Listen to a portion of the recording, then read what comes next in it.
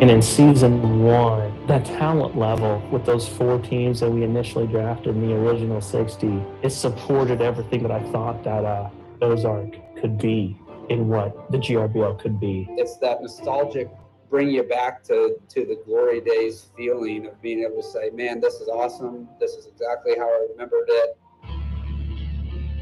The experience of stepping in the batter's box, looking the pitcher in the eye, and you're like, he's trying to strike you out, you're trying to get a hit. I've not found that feeling anywhere else in the world ever. It's just something that can never be matched except right there on the baseball field.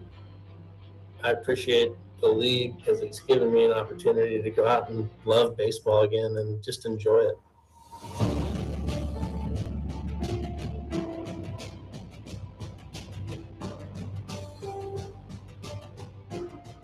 You put the competitive aspect of it with the fun that the guys have in the dugout, the different ages and stuff, and you just can't miss. Like, you just cannot mess up. Like, you're going to have a great time. I get to be around new faces every year. I get to be around new people that love the game as much as I do. And that's really why I do it. And, of course, I still get to compete against the pitcher. Coming into Grip and Rip, it was just everything that I was really hoping for. When you first hear about it, it's like, oh, it's a men's baseball league, you know, how competitive can it really be? It's not until you step out there and try out the first game of the year, you're like, oh, dang, these guys are legit. It's a one-of-a-kind deal, so it's awesome to be part of. So just to explain kind of what all goes into the league itself, people are kind of blown away by it. So then they understand why I'm taking it seriously. It sounds silly, everybody talks about it, but GRBL is a brotherhood. So whether it's your teammates or the other team, it doesn't matter how old you are. We're all brothers, we're all baseball players, and that's just a simple thing about it. Yeah, it's funny, like with my 9-year-old, that she's like, Dad, you're so good at baseball, like you're so good out there. And it's like, if you only knew, I'm not necessarily batting that good out there. You know? So, but they're going to remember the good things. That's the cool thing about kids. My kids have never seen me play ball like that. You know, I talk about it a lot, but it's really hard to put into true context until you get out there and your kids see you play ball on the field. I'm more excited for this than I think I've ever been with anything regarding baseball. People make an impact on you throughout the season. Looking back at it, that's kind of what this league is about. Obviously, to go out and compete, but have fun again, and you kind of have that heart of a kid. It is a 100% true love of the game. It has zero to do with contracts or money that's being thrown around right now. It's because they want to be there to play a children's game at a high level. Swing and a miss. He got him, and the Moon City Mavericks have done it 4-0. They defeat Nixa today. Clay Murphy punctuates it with a strikeout, and the Mavericks are going to play for the ultimate prize. The coveted Howard Bell Trophy will be in the balance. Every single one of us, I feel like we left every game with a smile on our face. And I think that's the biggest thing for a lot of us. We won games because we played as a team. We got behind, we came back as a team, and somebody was always getting a big hit. So it was a total team.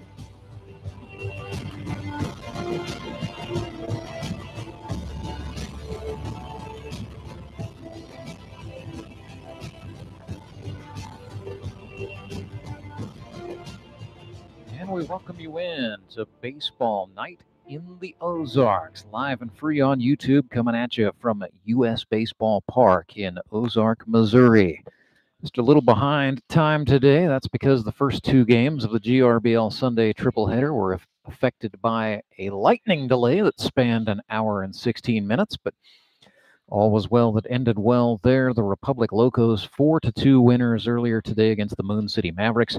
And then the Nixa Suckers defeated their cross-county rivals, the Ozark Mountain Ducks, 13-2. So Nixa is the only undefeated team in the Grip and Rip Baseball League as it stands. Tonight on Baseball Night in the Ozarks, it'll be the Springfield Metropolitans taking on the Branson Showmen. And it is Strikeout Sunday. Cole Roark came into the Grip and Rip Baseball League in 2019, won a championship and the Pitcher of the Year award as a member of the Henry's Towing High Rollers. He has since amassed 97 strikeouts. He's a native of Rolla, Missouri, and now the player manager of the Branson Showmen. And tonight, Rourke starts himself on the bump, making his first start of 2020. 22. Pulling up the stats here for Cole Roark as we continue to sort of get ourselves a little bit sorted out. My name is Ranceberger. I'll be bringing you tonight's action. So Cole Roark, for his career, 67 1/3. Well, no, that number has gone up. Sorry, it is now 73 2/3 innings pitched. He has allowed 24 earned runs in his career on 61 hits. 97 strikeouts, as I said, against just 13 walks. 4 of those have come this season. His ERA for this year is at 7.11. His career ERA sits at just 2.54. In his last outing, August 21st against the Ozark Mountain Ducks, 2 innings, 2 earned runs on 2 hits, 4 strikeouts against 2 walks. But tonight, this is special. Cole Roark, he was born in Torrington, Wyoming. Moved around a lot as a kid. Halfway through his freshman year of high school, his family moved to Rolla, Missouri. So he finished out his prep career at Rolla High School, where he was the 2012 Ozark Conference Pitcher of the Year, pitching against 4 of the 5 Springfield public high schools, among others. They're in the Ozark Conference at that time. Played 3 years at Southwest Baptist University, ended up finishing out his career at Warner University in Lake Wales, Florida, in 2016. Since then, Rourke won a title with the High Rollers here in the Grip and Rip in 2019. He was a member of the Republic Locos in 2020, and for the last 2 seasons has been both a pitcher and the manager of the Branson Showmen, coming into tonight with 97 strikeouts, and right now holds the title of being the hardest thrower in the Grip and Rip Baseball League, having touched 92 on the radar gun just a week ago. 1-0 facing Jared Brashler. Make that 1-1. First pitches away at 6:50 p.m. So this will be a 9-inning affair. Just a little bit of a late start, but we will go the distance as Rourke gets Brashler to chase strike 2. I have a feeling Rourke is going to try to hit his big milestone early and then try to settle in and pitch his Branson Showmen to their first victory of 2022. That weighing heavily on him, I know, coming into this game. 0-2. Metropolitans 1-1. They were 9-2 winners a week ago, showing off a pretty powerful lineup up and down.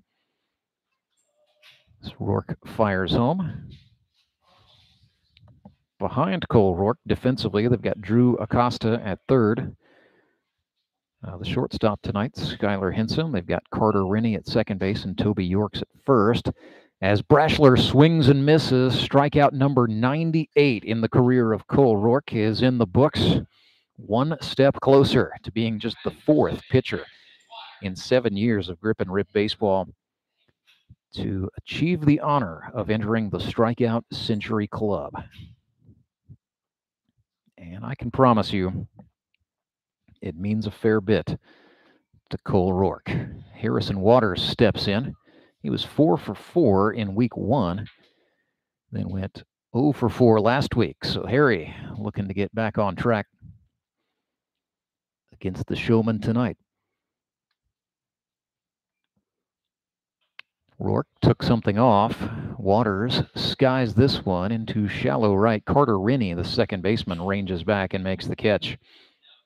And that's special for Rourke as well. Carter Rennie from Licking, Missouri, where he played at Licking High School, where Cole Roark is an assistant baseball coach. So he's become close friends with the Rennie family. And Carter has since aged his way into meeting the GRBL minimum. 21 and playing his first year as a member of the Branson Showmen. So this is Zach Young from Bolivar, Missouri, batting for the Mets. Looks at ball 2 outside.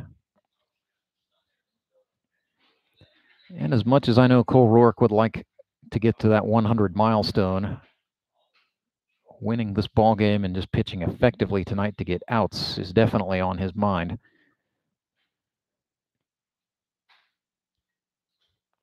It's a lot to deal with. 3-0 to Young. Rourke pumps a fastball for a strike.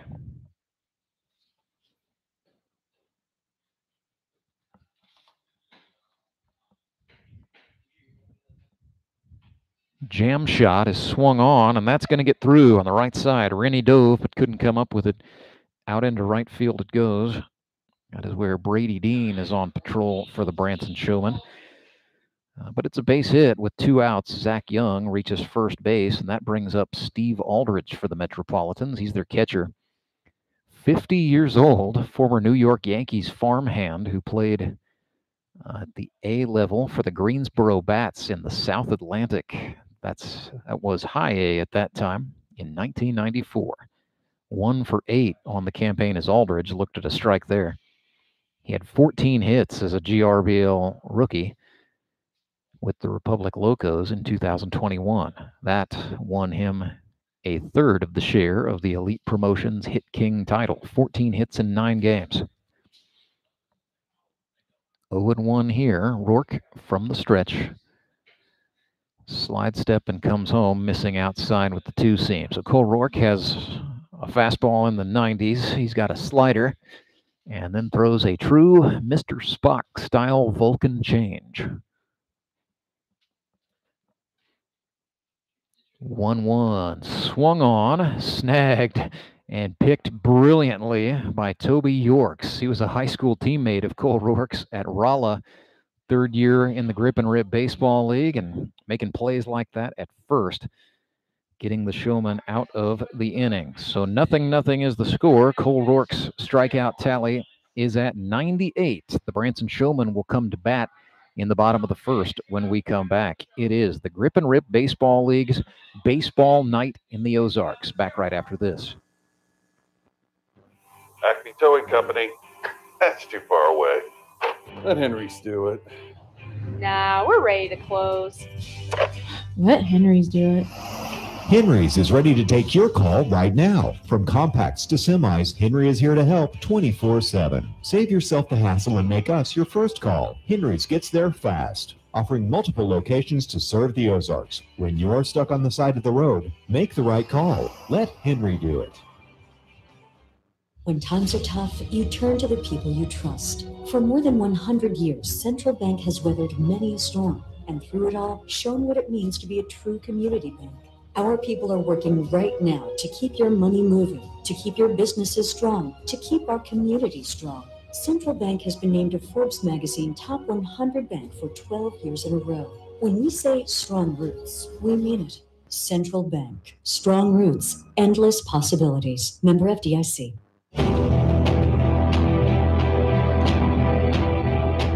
Well, speaking of the Grip and Rips Strikeout Century Club, here is one of its 3 active members. That would be number 13, Andy Galle, the right-hander from Columbia, Illinois, gets his 3rd start of the season for the Springfield Mets.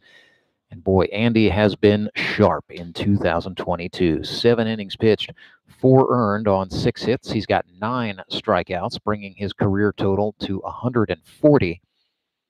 And he has hit 1 batter and walked a batter. That's very rare for him. His ERA in 2021 with Branson was 2.48, facing Jamar Avery Hart here. So Andy Galle, what's interesting, he is 2nd all-time in league history in strikeouts with 140. The all-time leader is Skylar Henson with 144. And make that 141 for Galle as he gets Avery Hart swinging. So as much as we're making this a big game about Cole Roark, a big one tonight for Andy Galle could make him the league's all-time leader in strikeouts. And he may not even know that going into this start tonight, as he and the Mets are just looking to improve to 2-1. Brady Dean bats here, took a big hack at strike 1 from Galle, who likes to work quickly, especially, the better he is feeling, the faster he will go. That's kind of his modus operandi. There's a swing and a foul ball back. So Brady Dean from West Plains, Missouri, falls behind here. 0-2.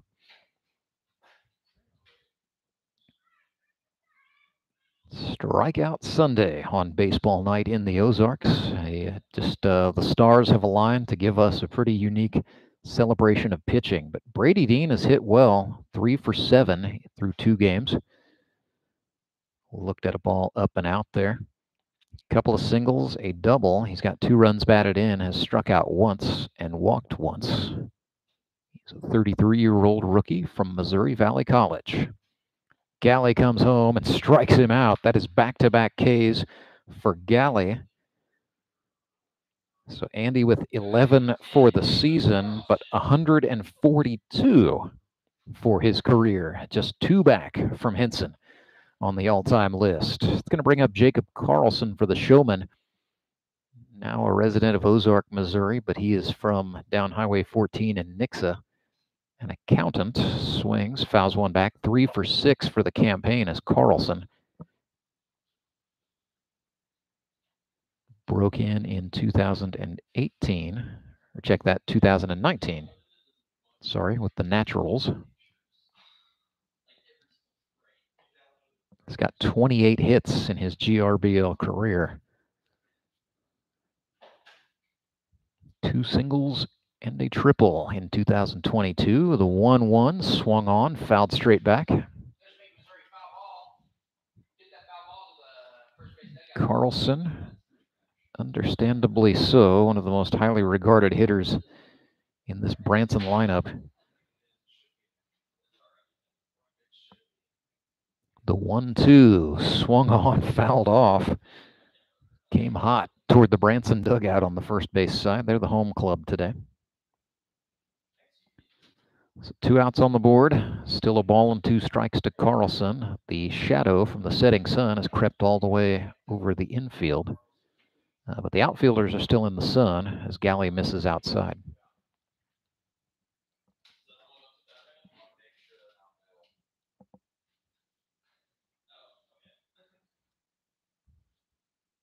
The 1-2 coming up once more. Or sorry, 2-2. That's out. So now the count is full. 3 balls and 2 strikes to Carlson from College of the Ozarks. Played 3 seasons for the Bobcats. In point lookout.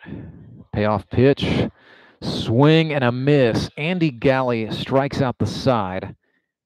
And he is now 1 strikeout back from Skylar Henson from being the league's all-time leader. Cole Roark will try to answer in what just might be a pitcher's duel before all is said and done. Don't go anywhere. It is baseball night in the Ozarks. When Gary and Sandra Henry started Henry's Towing nearly 5 decades ago, customers knew that Henry would be the guy coming to help. People would call and ask to let Henry do it. And as Springfield has grown, our family has grown as well. So there's always someone around to come help you out. Everyone at Henry's is a member of the family, fully trained and as dependable as the original. With a family this size, help is always right around the corner. So if you find yourself in need of roadside assistance, remember to call the name you've grown to know and trust. Remember to let Henry do it. Now at Domino's, we're more than just hand-tossed pizza for $7.99. We're $7.99 gluten-free crust, $7.99 handmade ham crust, $7.99 Brooklyn-style crust, and $7.99 crunchy thin crust, too. Carry out 3-topping pizzas on any of Domino's 5 crusts for just $7.99 each.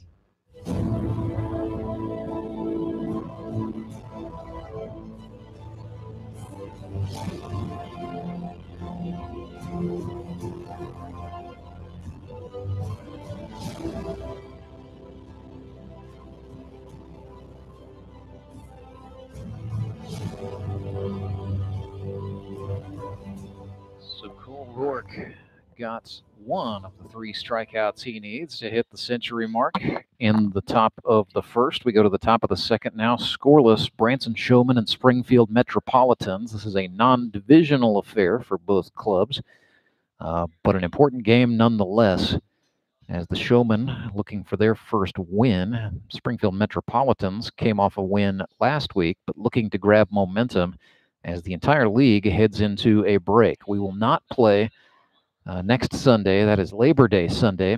So the whole league will be idle until Sunday, September the 11th, when we return.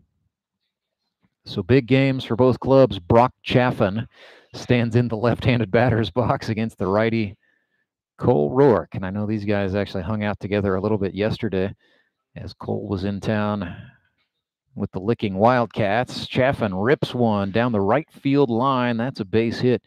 Brady Dean up with it and makes a nice play to limit that to just a single. So Brock Chaffin is aboard. It's the second Mets hit of the night. That's going to bring up Justin Parker. So JP, the car salesman from Branson, Missouri, played junior college baseball at Labette College. That's in Kansas. One of the original 60 members of the Grip and Rip Baseball League from 2016. Swung at a slider there. He's 2 for 7 here in 2022. He has 37 hits in his GRBL career. And that is pretty up there, believe it or not. That is top 5 career hitting numbers. Swings and chops this one foul into the Metropolitans dugout. But Steve Aldridge up there on the top step fielded it and threw it back to the pitcher Rourke, who is ahead 0-2. Chaffin the runner at first. He's a capable base stealer, so the Showmen are going to have to account for that as well. Rourke comes home. It's a jam shot that Parker was able to foul back to stay in the hunt. So Cole Roark, 98 strikeouts for his career. Up ahead here, 0-2 on Justin Parker, nobody out. Comes home. That's a ball high. Rourke walked off. Did not get the call he wanted. Balls and strikes umpire for this one is Matthew Miller. Second time he's worked the GRBL this season. Always does a good job. The field umpire, I believe, is Rick Hammers tonight. Here's the 1-2. Rourke misses out. Evens the count, 2-2. Again, 98 strikeouts in the career for Cole Roark, trying to become just the 4th man to ever reach 100 here in the GRBL. The 2-2 to Parker. Slider is swung on. Bat came out of Parker's hands. Skylar Henson, the shortstop, ranges back to get it, and he makes the catch, so it's a line out. Well, not a K, but an out goes on the board nonetheless. That'll bring up the native of Caracas, Venezuela, David Rodriguez, who gets a nice applause from somewhere in the stadium. There must be a large contingent of Venezolanos cheering on David, the mortgage broker. Came to the United States to play at Campbellsville University. He was essentially discovered at a baseball academy. And so Campbellsville plays NCAA Division III baseball. That's in Kentucky. And has since settled in Southwest Missouri and is really making a go, raising his family. That's outside from Rourke. And Cole steps off. He's, oh goodness. He's messing with his ring finger, and I know what that is. So Cole Roark had Tommy John surgery when he was a college player, and he says sometimes, you know, when the UCL is not firing right, he loses feeling in his ring finger, sometimes in the middle finger on his throwing hand as well. And that comes into play for Rourke because of the changeup he throws. He throws a true Mr. Spock-style Vulcan change. Usually you only see that on, you know, create a player on video games, but Rourke does it for real, and he does it well. David Rodriguez, gamely standing in. This is just a couple of vets going at it here. Runner at first is Chaffin. 1 out is on the board. Fastball is in there for a strike thrown.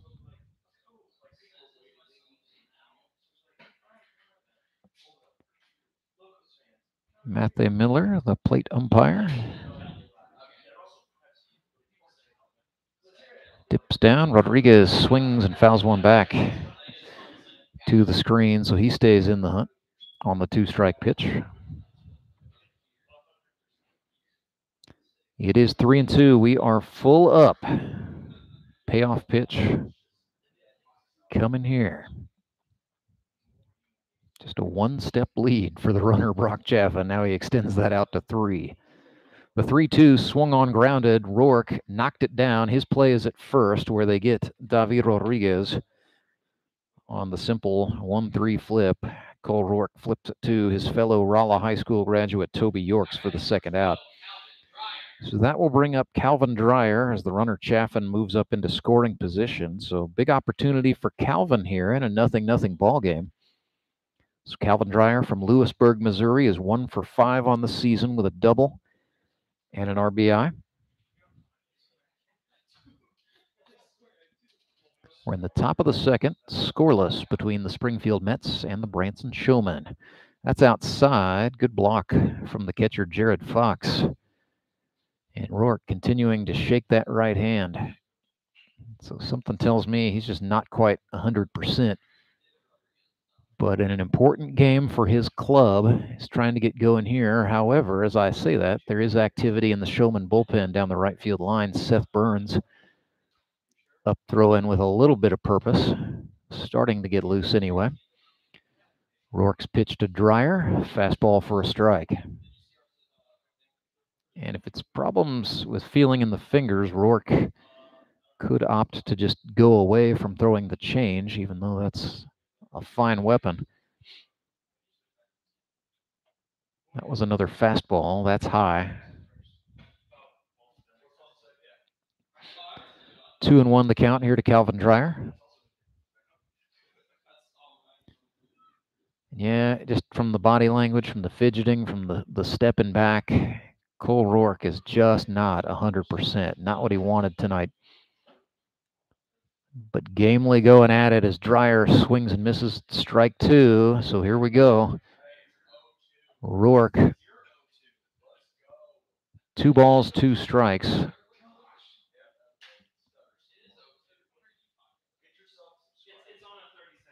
Calvin Dreyer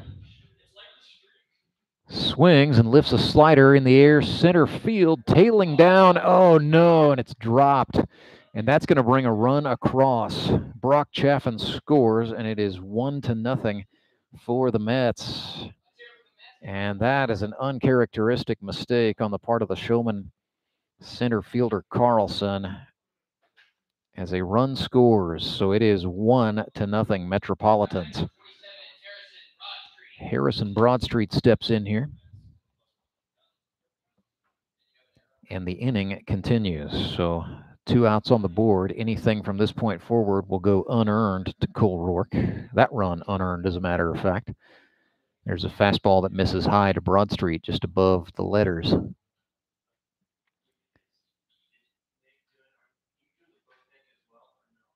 Broadstreet 2 for 3 on the season with a couple of singles.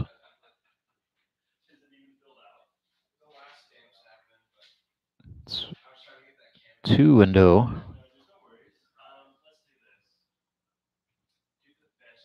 Rourke kicks and deals a heat. That is a strike. So 2-1 now.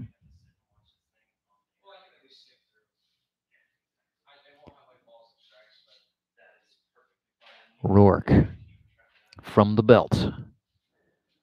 Slides and comes home. That's a jammy that Broadstreet swung on and fouled. Just caught the edge of the screen on the first base side.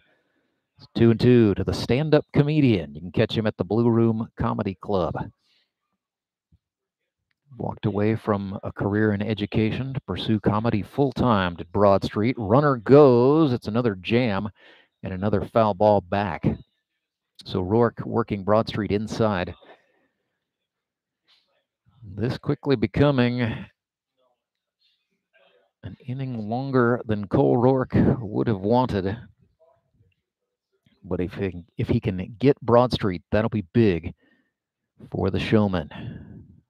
Rourke from the belt. Breaking ball swung on. This is chopped to the second baseman. Rennie with it is throw to Yorks in time.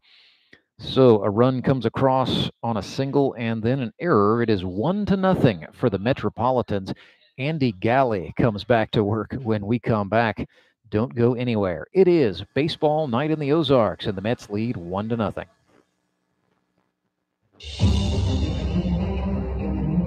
What gets me out of bed every morning is the possibility of helping people. I want to give people back their peace of mind. I want to know they have a fighter in their corner when they've been the victim of someone else's negligence to help put their lives back together. I want them to know it's going to be okay. Our creed at Toll Repeatal is tell them you need business. We want our clients to know that when they hire our law firm, the insurance companies are going to take them seriously. They're going to take their case serious. We leave no stone unturned to preparing the case. We are on the cutting edge of trial technology. We have 2 decades of trial experience in representing injured clients. We become a part of our client's struggle and take on that burden. We get our clients the justice they deserve. That's the rewarding part. The look on their face, their appreciation.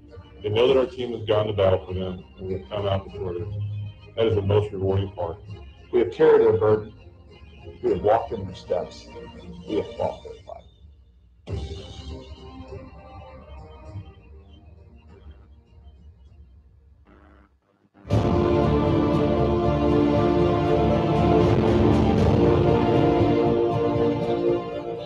Bottom of the second, trailing 1-0. The Branson Showmen will send Jared Fox, David Edwards, and Toby Yorks to the plates. Skylar Henson would come to bat should anyone reach safely. Andy Galle struck out the side in the first. He is now at 143 strikeouts for his career. The GRBL's all-time leader is Skylar Henson at 144. So a little bit of a storyline to watch. And the strikeout game is afoot. Jared Fox has worked his way into a 1-1. Galley fires home. This is swung on and chopped to the shortstop. And a bang-bang play over at first, but that gets Jared Fox. Mets shortstop tonight, Harrison Broadstreet, getting the start. So it is left to right across the infield. Clay Murphy at third, Harrison Broadstreet at short, Calvin Dreyer, the second baseman, and David Rodriguez is at first. Steve Aldridge behind the plate. In the outfield, left to right, it's Zach Young, Jared Brashler, Harrison Waters. Here's David Edwards batting for the Showmen. They trail 1-0. Edwards swung and missed as Galley took something off there with a change. Edwards 2 for 3 for the season, missed last week. He's a strength and conditioning coach at Missouri S&T in Rolla, Missouri. Swings and lifts this one in the air into center field. That's going to get out for a base hit. The first one of those for the Branson Showmen on the night is a nice piece of hitting for David Edwards, his third of the season. He had 13 of them as a rookie in 2021. And so fine play from David Edwards continues. Speaking of hitting, Toby Yorks has been doing that for the Branson Showmen. 4 for 8 coming into today's game with 2 doubles, 2 singles, and 2 runs batted in. The aquarist from Central Methodist University thought about it and checked it. It's ball 1.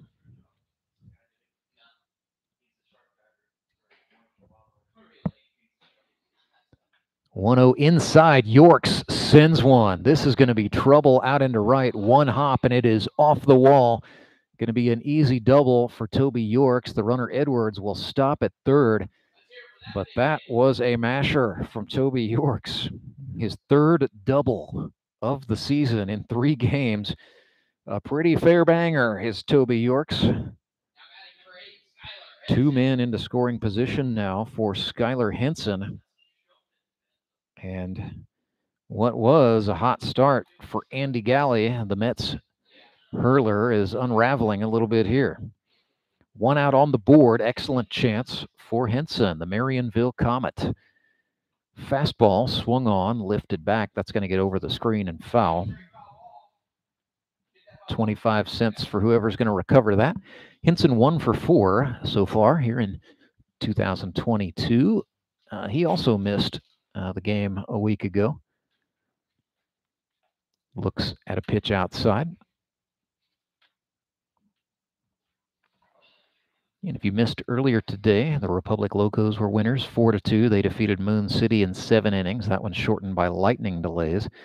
And then the Nixa Suckers won big, 13-2 over the Ozark Mountain Ducks. That is the first time in franchise history that the Suckers have gotten the better of their Christian County rivals. And any good rivalry needs a little bit of back and forth. That is a monster win for the Fish. They improved to 3-0. They're the only unbeaten squad left in the Grip and Rip Baseball League for the season. Here's the 1-2 to Henson. And fittingly enough, Skylar Hinson goes down looking, and with that, Andy Galle now ties Skylar Hinson atop the all-time leaderboard in strikeouts in the Grip and Rip Baseball League with 144. So Andy Galle, by punching out his pitching counterpart Hinson, has just etched his way into a fight for the league's all-time lead in Ks. Drew Acosta swings and fouls one back. In the sense of importance to the game, that's probably a little forgettable for Andy. It does put a second out on the board.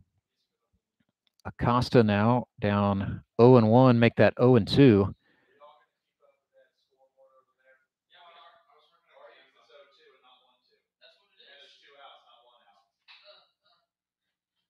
Galley firing for history. Nope, that's a bouncer down. Good block by Steve Aldridge.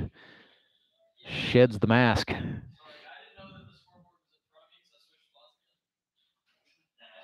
One and two now following that bouncer. Drew Acosta, originally from Scurry, Texas, now from Osage Beach, Missouri. Down in the count, 1-2. Galley throwing for the all-time lead, at least for the moment here. Two-strike pitch, swung on, fouled off. We'll do it again. There was a time I never thought anybody would ever catch Skylar Hinson in terms of all-time strikeouts here in the Grip and Rip, but credit that man, number 13, Andy Galle, who struck out 39 batters a season ago with the Showmen and has now retired 13 by way of the strikeout in 3 games as a member of the Mets. Another two-strike pitch.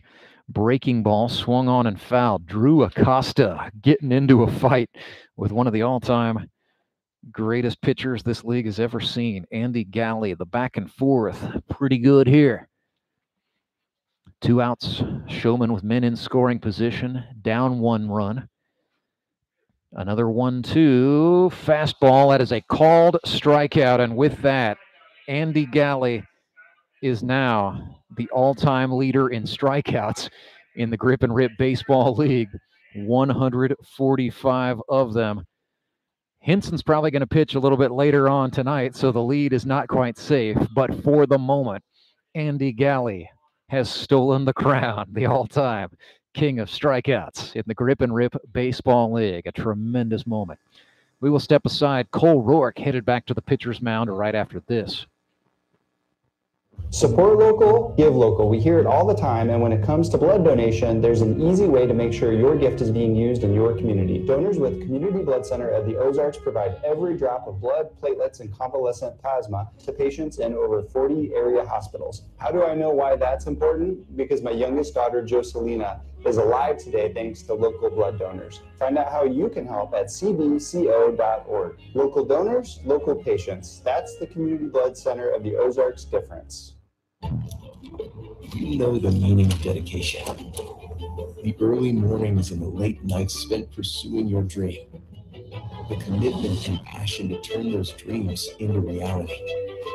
That spirit of dedication is why Central Bank is always there, working behind the scenes, helping you navigate those twists and turns in your journey with solutions that are tailored to meet your business needs.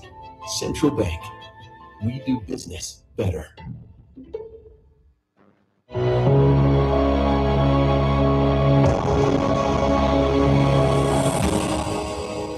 So 1-0 is the score. Clay Murphy comes to the dish for the Springfield Metropolitans. Cole Roark not feeling 100%, but gamely going out there to get it going for Branson in the 3rd.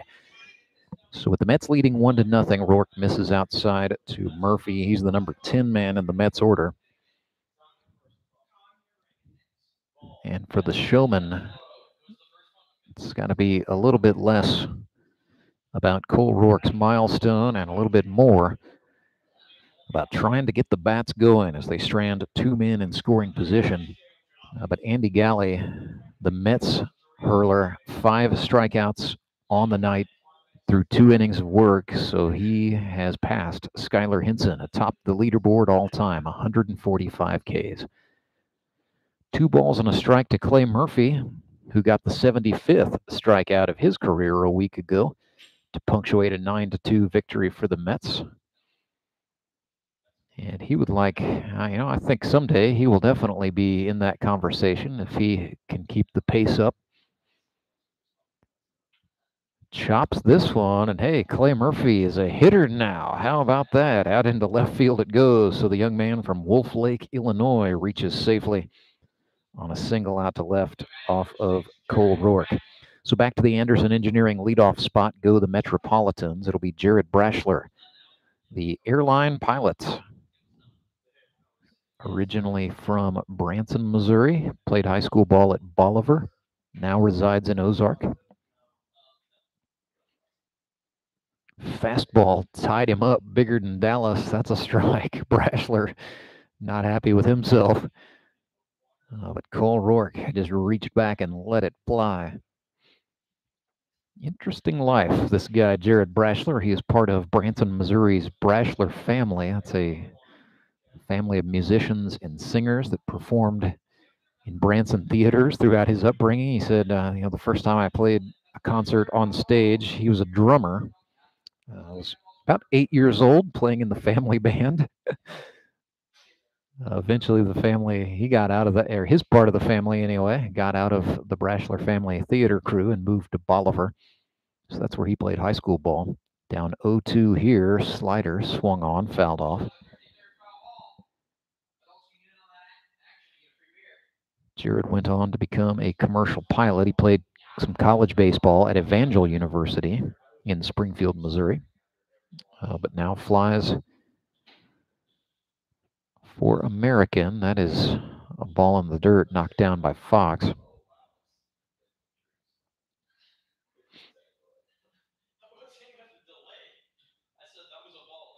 It's always a fun game to play as Brashler keeps his schedule clear during baseball season to not fly on Sundays so that he's able to be here in Ozark. Let's play baseball here in the Grip and Rip. The 1-2. Ooh, Rourke ran a 2-seamer in. Not happy to miss his spot there as the count's even 2-2. But yeah, during the week, it's pretty fun to play. Where in the world is Jared Brashler? You never quite know where around the country he might be flying. Flies in and out of New York quite a bit, I understand. 2-2.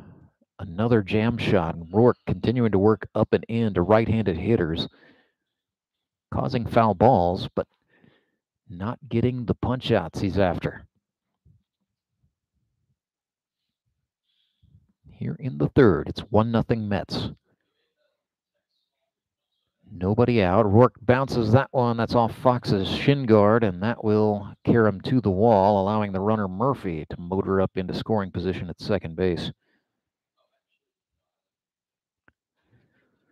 So we are full up. 3 balls, 2 strikes. Metropolitans with an excellent chance to try to pad a lead here. Anything to the right side of the infield would certainly do a lot for the bad boys. 3 balls, 2 strikes. Rourke looks back at the runner Murphy. Now comes home. Brashler just gets a piece. And Jared Brashler, for the record, folks, came into tonight's game with 41 hits for his career. That is 3rd all-time in the Grip and Rip Baseball League. Doesn't sound like a lot, I know, when you look at, if you're used to looking at Major League Baseball stats, but when you play a maximum of 9 games per year, 40 hits is a lot. And Brashler goes down looking there, not liking the call, but nevertheless, that is number 99 in the life and times and GRBL career of Cole Roark. He is laboring, facing Harrison Waters. This is not going to get easy whatsoever. But Rourke is a numbers guy, so I'm sure he is aware of what the situation is, both in this baseball game and for his career with the Showmen, as he runs one in. Fine block by Fox to make it 1-0. But you can't let the size of the moment get the better of you if you're Cole Roark. Facing a guy like Harrison Waters, you can't get lazy. Waters now 4 for 9. Swings and puts this one in the air. That's going to be 5 for 10 and then some. One hop and it's off the wall. Murphy will score for the Metropolitans. It is 2-0 on an RBI double, a rocket shot off the bat of Harrison Waters. That shot out to right center field. So 2-0 for the Mets. Waters now batting .500 again, and Zach Young steps in 1 for 1 on the night. So Zach Young, also from Bolivar, Missouri. He went to Missouri State, 38 years old. About the last 8 years or so has played in the Mid-Iowa Baseball League. That's an MSBL affiliate on the amateur circuit. And up in Iowa, that's a pretty big deal. He's played for a couple of clubs. Most recently, the Iowa Oaks. Also spent some time with a club called the Des Moines Bruins. There's a liner. Rennie dives, cannot come up with it. Zach Young is now 2 for 2 on the night. Showmen do a nice job getting the throw in to keep a run off. But that's 2 singles for Zach Young. And with 1 out, this is a sizable situation. Cole Roark and the Showmen trying not to let this get too far out of hand early. Trying to keep the Mets inside arm's length. Runner goes. That's going to be a steal for Zach Young, uncontested. It is a strike to Steve Aldridge.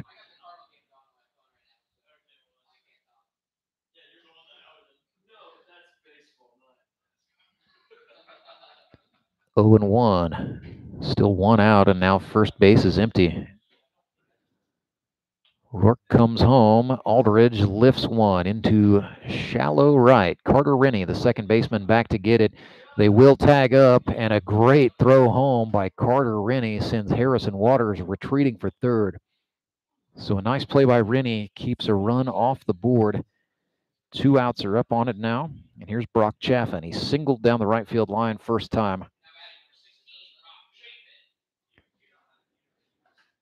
Rourke.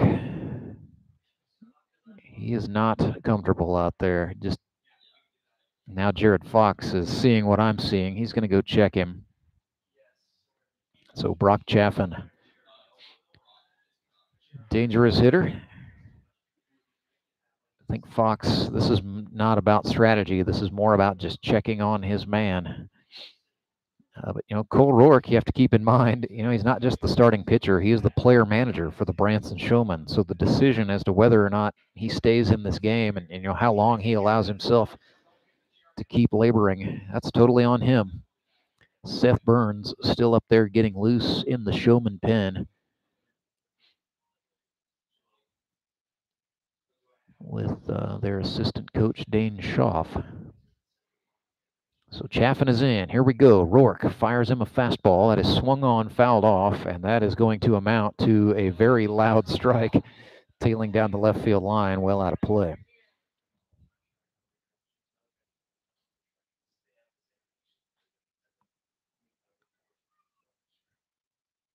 Rourke took the glove off momentarily, now back in. He's going from the full wind again, facing Chaffin, an 0-1.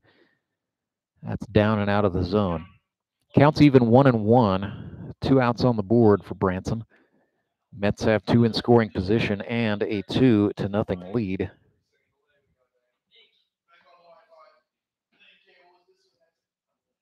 The 1-1 to Chaffin. Fastball, swing and a miss. That was not the fastball, actually. Rourke fooled me. That was a changeup. And that was a nice pitch. 1-2. Rourke at 99 for the career. A 2-strike count here. The 1-2 to Brock Chaffin. Swing and a miss. And Rourke just got number 100, and he falls off the mound in doing so. He could be hurt from that, but that was the 100th strikeout in the career of Branson Showman pitcher Cole Roark. What did he sacrifice in order to do it? I think he would be the first to tell you, not his best night, but the guts, the desire on display for Cole Roark. 100 strikeouts for his career. This is a moment. He's going to drink it in. He's going to go to the dugout in pain. Out of the inning he goes. Brock Chaffin down on strikes. 2-0 is the score. Metropolitans out in front. We will go to the bottom of the third, but a huge and hearty congratulations going out to Cole Roark. It was a very gutsy 3 innings of work. I'm Nicole Hartnell with the Bank of Missouri. Whether you're looking to pay bills or make a big purchase, sometimes you need cash quickly to take that next step. A consumer loan might be a perfect option to help you live well, bank well. Sonia McClendon, one of our branch managers, is here to explain. Thank you, Nicole. We provide personal consumer loans for almost any purpose, from building your credit to financing that new car. We offer competitive rates, and decisions are made locally so we can get you the money that you need quickly. But what makes our consumer loans unique is that personal touch. For example, I recently worked with a customer to secure a loan for a horse trailer. He could have went elsewhere, but he chose to work with his bank because of that personal relationship that we've built with him. Being able to work with your personal banker that you know and trust makes a big difference. That's right, because we work with our customers to help them live well, bank well. Get started at bankofmissouri.com. Andy Galle back to work for the Springfield Mets. They lead 2-0. Josh Wilbanks is the batter for the Branson Showmen, hitting in the number 9 spot. He's the extra hitter today.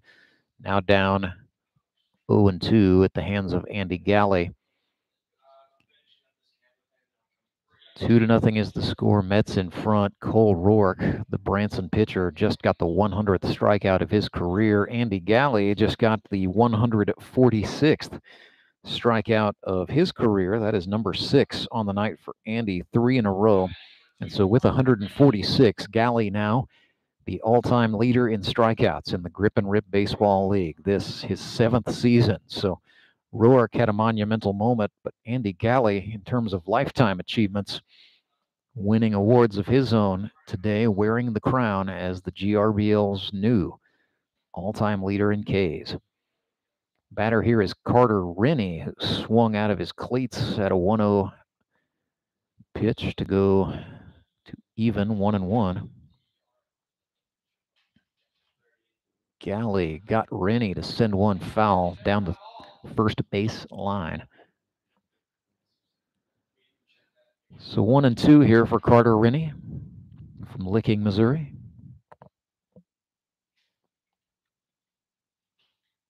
"21 years old, facing a 38-year-old pitcher. Rennie late getting to it, but put the bat to the baseball to foul it off and stay in. So Carter wears the high socks with stirrups, and then wears like the cheekbone guard or the face guard extended off the helmet. Another 1-2 coming up here. Fastball, swing and a miss. Rennie slaps the bat in frustration. That is now 4 strikeouts in a row for Galley. That is 7 on the night. And it's going to bring up Jamar Avery Hart back to the Anderson Engineering leadoff position. Go the Showman. But Galley, like a thing possessed today. Avery Hart looks at a ball low and away.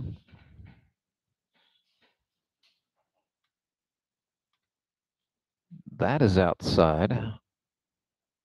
So Galley suddenly a little bit careful with the speedy Showman outfielder Avery Hart. Galley runs him back inside. Avery Hart brushed back, but that is a called strike. So Avery Hart 1 for 3. Missed last week's game due to illness. Swings and hits this one. That's going to get down the right field line fair. That's going to be extra bases for Jamar. He may be thinking about 3, touching second. As Young came up with the throw, he touches third, takes a look, and he will stop at third. A stand-up triple down the right field line by Jamar Avery Hart. breaking up a string of strikeouts by Andy Galle, and once again, a man in scoring position for Branson. But can they capitalize here? They need it with Brady Dean, number 2 hitter, coming to the plate. Dean now 3 for 8. This is rookie year, stands in the left-handed batter's box. 2 outs are on the board. Showmen trailing 2-0. Dean took a heck of a cut there. Only touched the air. Strike 1. Galley staying with that full wind. Dean swings. This is chopped foul.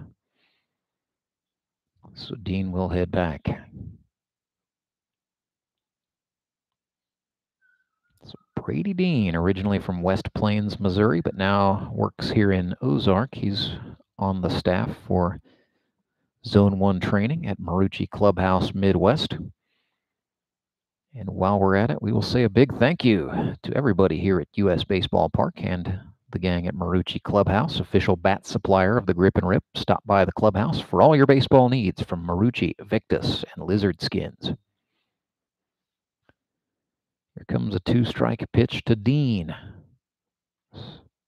Swing and a foul tip, so he stays in the hunt.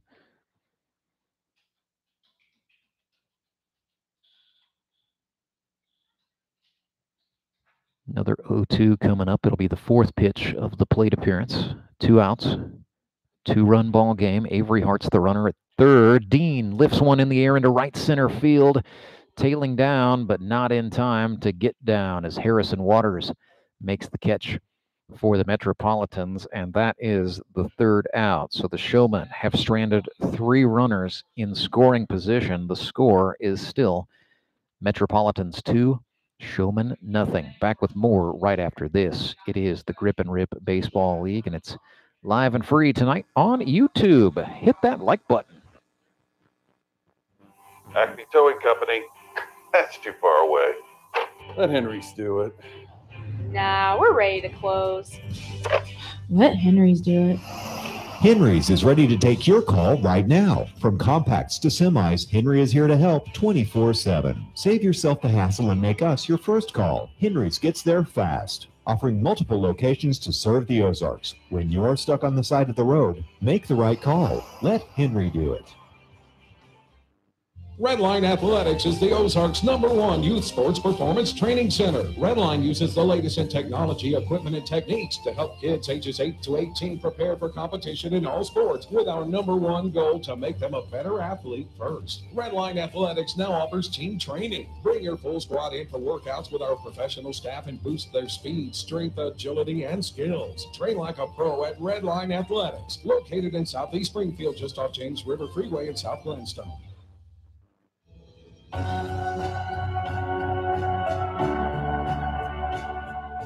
It's a Henry's Towing pitching change for the Branson Showmen. Cole Roark goes off after collecting the 100th strikeout of his career. He pitches 3 innings, allowing 1 earned run, 1 unearned. Got the 3 strikeouts he needed to hit 100, but now he yields. So Seth Burns, the beef cattle farmer from Stoutland, Missouri, comes on. 2-0. So these innings will be essential for Seth. So far in 2022, 3 innings pitched, 2 earned runs on 2 hits.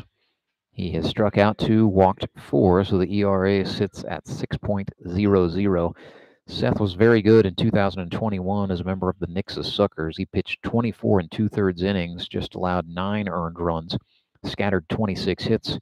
So a little over 1 hit per inning of work is pretty average for Seth, but he struck out 28, walked 16, hit 1 batter, and threw a couple of wild pitches, but the ERA computed out to 3.28. So Seth Burns, the way he works, it is not unusual for him to work deep into counts against hitters a fair bit.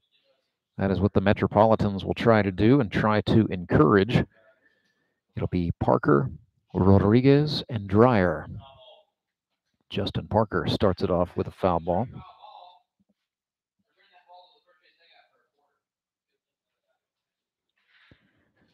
So Seth Burns, a beef cattle farmer, went to Stoutland High School. That's a Class 1 school in Stoutland, Missouri. Then pitched at Evangel University.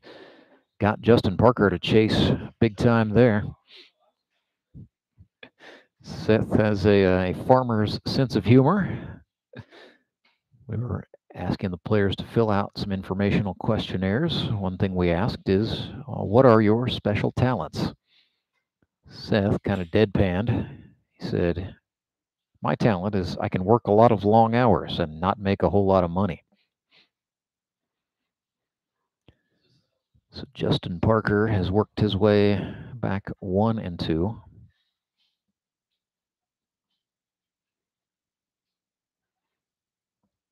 Breaking ball swung on, foul back, looked like a slider. So Seth Burns, after giving up a couple of earned runs on his first outing a week ago, looking to rebound, and this is a big game, no questions about it for the Branson Showmen.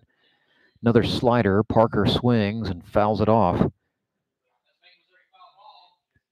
It stays 1 and 2, but this is pitch number 6 of the plate appearance coming up here.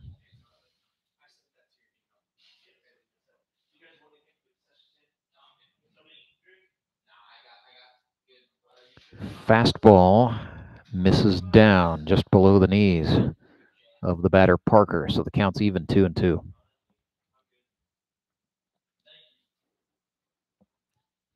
Metropolitans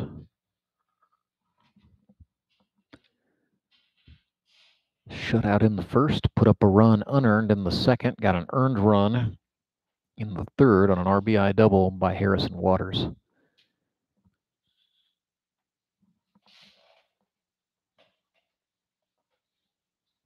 Full count here. Justin Parker has worked his way back from 0-2. A couple of well-timed foul balls. Reaches out and pokes this one. That's going to get down. Base hit for Justin Parker. First hit of the day is going to be a double for JP out into right center field. And looking at the numbers here for the career of Justin Parker, that is the 38th base hit of his GRBL career. Came into the year 35 of 106 lifetime. That is a 330 average. David Rodriguez is next for the Mets with a man in scoring position and nobody out. Looked at a pitch outside. So David Rodriguez played a year, or part of a year rather, in 2015 in the Ozarks Pro Baseball League. He was a member of a club called the Copperheads. That league folded about a month after it got going. Came into the Grip and Rip in 2017. Member of a team called the Bald Knobbers. That was a year after the GRBL expanded from 4 teams to 6. He has a little bit of history with his Metropolitans teammate Andy Galle. Back when Galley was managing, David played for him for a couple of years, one with the Trey Watson Realty Closers, another with a team called the Rangers.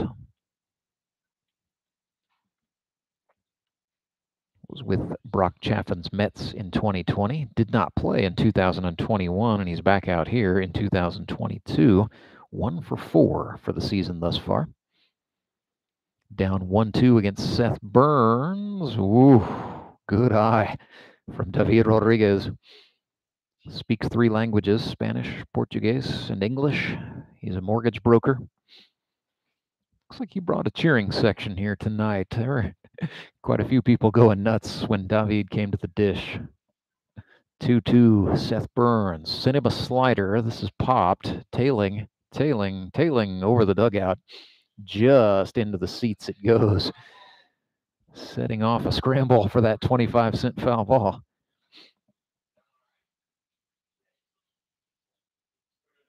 Got a little bit of a stop here as plate umpire Mate Miller needing a couple of more fresh baseballs from the home dugout. He's back in there now. It's 2-2 for David.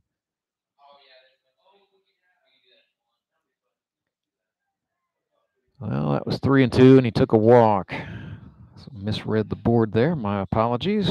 David Rodriguez is on. It puts runners on first and second for Calvin Dreyer.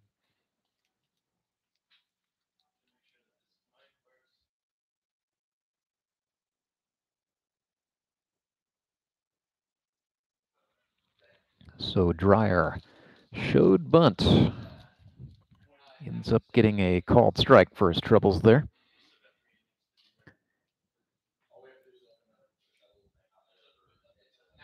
This game now about an hour old.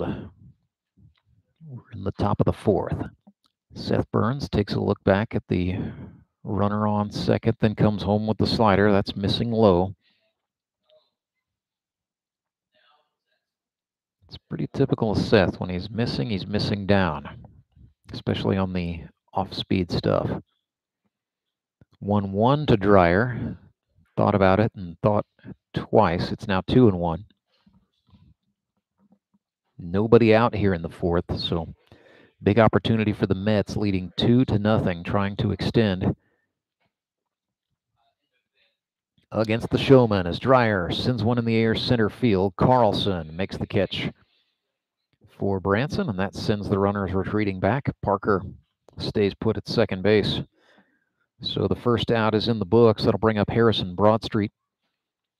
His sponsor, Blue Room Comedy Club in Springfield, Missouri. And in terms of fun times, comedy night, you can't beat it. They even have some middle of the week shows. It's a good, safe date opportunity. You know, if you're looking to impress someone significant in your life, comedy show's a good time. You go, you laugh, you relax. Always a winner. And Harrison Broadstreet, pretty funny. Like I said during his first at bat, he was an aspiring teacher and coach in the Springfield School District. But as it did for a lot of us, the COVID-19 pandemic kind of changed Harry's outlook, kind of made him sit back, take stock, and he'd been doing some stand-up comedy, a little bit off and on, but that really spurred him to just go for it and go for comedy full-time. Goes down, looking there, no laughing matter. Seth Burns punches him out.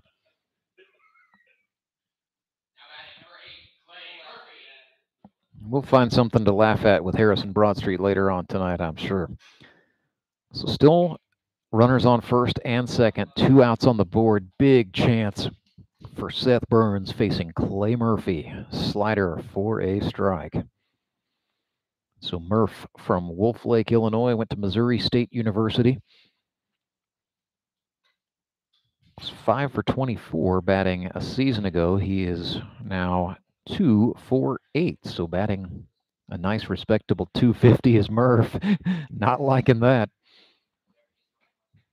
A called strike puts him in the hole here, 0-2. But hopefully they're watching us on YouTube and cheering him on over in Little Egypt. Fastball swung on and lifted. A lot of air under that. Skylar Henson backpedals and makes the catch. That is out number 3 of the inning for the Branson Showmen. So the Metropolitans threatened, but Seth Burns bows his neck and puts a 0 up on the board. It is 2-0. Metropolitans out in front. Showmen will try to find answers when we come back. It is the Grip and Rip Baseball League, brought to you live and free all night long on YouTube, where it's baseball night in the Ozarks. Yeah, Grandma. Getting a word in edgewise with Grandma isn't always easy. Oh, yeah, your check. Depositing her birthday check from your phone, on the other hand, Of course I deposited the check. surprisingly easy. Yeah. It's in there. Yeah. Mobile check deposit with the Great Southern mobile app. Easy. Download the app today. Do you want to do more? Are you feeling called to help? Some will just hang on. others will raise their hand to truly help. Phoenix Home Care is looking for raised hands. Phoenix Home Care and Hospice needs help. Phoenix Home Care is hiring immediately for caregivers who want to help people live life with dignity in their own homes. Take this time of crisis to seize an opportunity. Go to phoenixhomehc.com and click on the Careers tab. Be different. Make a difference. Choose Phoenix. Phoenix Home Care and Hospice. I choose Phoenix.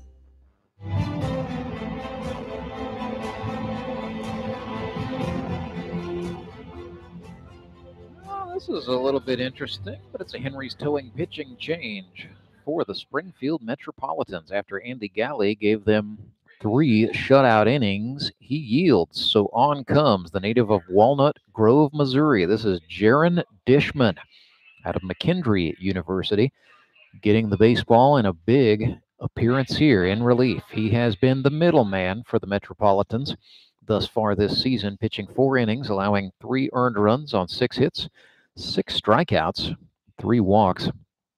So 6.75 the ERA. I have a feeling that is going to come down as Dishman's career continues here in the GRBL. He's fitting in very nicely with the Springfield Metropolitans. And he's pretty familiar with pitching here in this ballpark. He spent a summer with the Route 66 Stars of the Show Me Collegiate League. That what was a very good Stars team, by the way, as they won a league title that year, if I'm not mistaken. So Dish, good guy. Small school story in Walnut Grove, Missouri, where they've got 4 sports for boys to play. In the fall, they play fall baseball. In the winter, it's basketball. In the spring, of course, that's spring baseball. And then in the summertime, well, they've got summer basketball. See what I did there? Jacob Carlson stands in for the Branson Showmen to get it going in the 4th. Heart of the order here for Dishman to face. It'll be Carlson, Fox, and Edwards. His first pitch misses just above the letters on Carlson's purple jersey, so it is 1-0. Speaking of the Show Me Collegiate League, Jacob Carlson, a lot of experience coaching and managing teams in that league. It's kind of the star attraction here at US Baseball Park, but once August hits, the college kids go home, and the real men come out on the field here in the Grip and Rip. 1-1 to Carlson. 2-1. Did that just to get a rise out of the rest of you characters in the press box. Dishman comes home. Breaking ball in the dirt. Aldridge couldn't squeeze it. 3-1 now. Jacob struck out swinging against Galley first time up. Dishman kicks and deals. That was running up and in, but Carlson put the bat to it. That's fouled off. So the count is full. 3 balls, 2 strikes. Jacob Carlson coming off his best season ever with Moon City. He was 10 for 32, so hitting .313. The payoff. Oh, my goodness. Jam shot swung on. A loud strike as the ball ended up down in the Metropolitans bullpen. Foul. Left field side, so we'll load him up and do it again. Dishman, heavy exhale, comes home. Another inside pitch, another foul ball. Ripped down that left field line for Carlson. Dishman gets a fresh baseball. Now the plate umpire reloading the bag, so a little bit of a reset. This is pitch number 7 of the sequence coming up here. Carlson staying in, Dishman trying to finish him.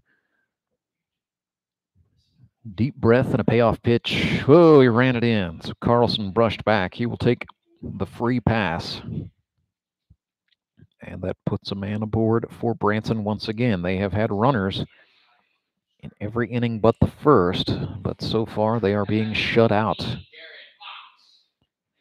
2-0 is the score. Metropolitans up in front. Jared Fox bats for the Showmen here. Wind is starting to pick up out of the south, just a touch.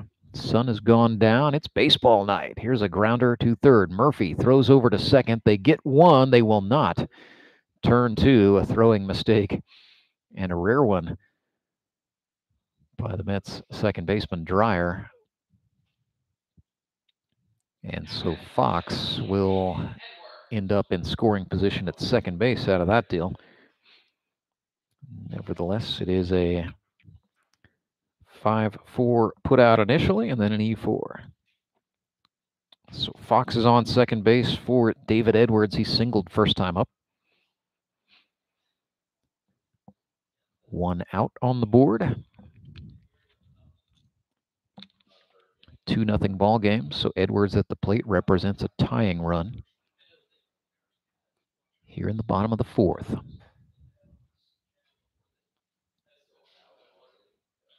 1-0. Dishman again working with Steve Aldridge as his battery mate tonight. Edwards sends one in the air to left. Young is there for the Metropolitans and makes the catch to get the second out. After Jaron Dishman, I mean, yeah, it was, a loud out, if you will, but it was an out. It was something I think he's talked about with the Mets skipper Brock Chaffin. It's just, his overall economy of pitches. And, everybody wants to be the guy who gets all the strikeouts, but sometimes, getting some outs by the way of the fly out or the ground out is just fine too. Outs are outs in baseball. Yorks stays hot at the plate. That is a base hit, and that is going to score. Jared Fox coming home second, third to the plate. Toby Yorks rips an RBI, and that cuts the lead in half. It is 2-1. And so Yorks 2 for 2 on the night. He is now 6 for 10 on the season, and Toby has already passed his hit total from 2021, which he considers a little bit of a sophomore slump. I will say that with the quick disclaimer, Toby Yorks, like a lot of guys, has had to deal with catching COVID-19 at one point in his baseball career. So Yorks ended up actually catching COVID mid-season, and that, you could tell it affected him a little bit harshly. He was coming back. He was, cleared to come back, did it safely and all that, but was just, slow to the ball, just not quite 100%. But he looks every bit the part of the rookie who got 9 hits back in 2020 with the Mets. So you love to see it for Mr. Splash Man, Toby Yorks.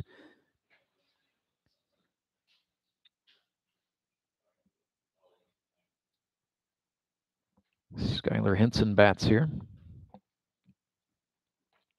Went down looking last time.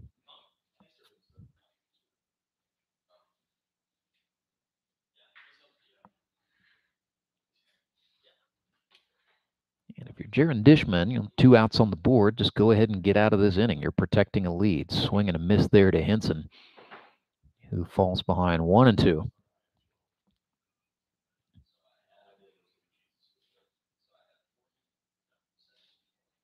Mets still out in front by a run. Dishman from the belt. Henson took an inside-out swing at it. That is tailing foul, and that will make its way into the Branson dugout beyond the reach of the first baseman, David Rodriguez, who jogged to the rail there. And because it's David, yes, there will be an exchange of words with some of the boys from the other squad, as he is known to do. 1-2, Dishman comes home. Henson swings again, late getting to it. That one's going to end up in the concession stand on the first base side. So Skylar Henson staying in, working against the rookie, Jaron Dishman.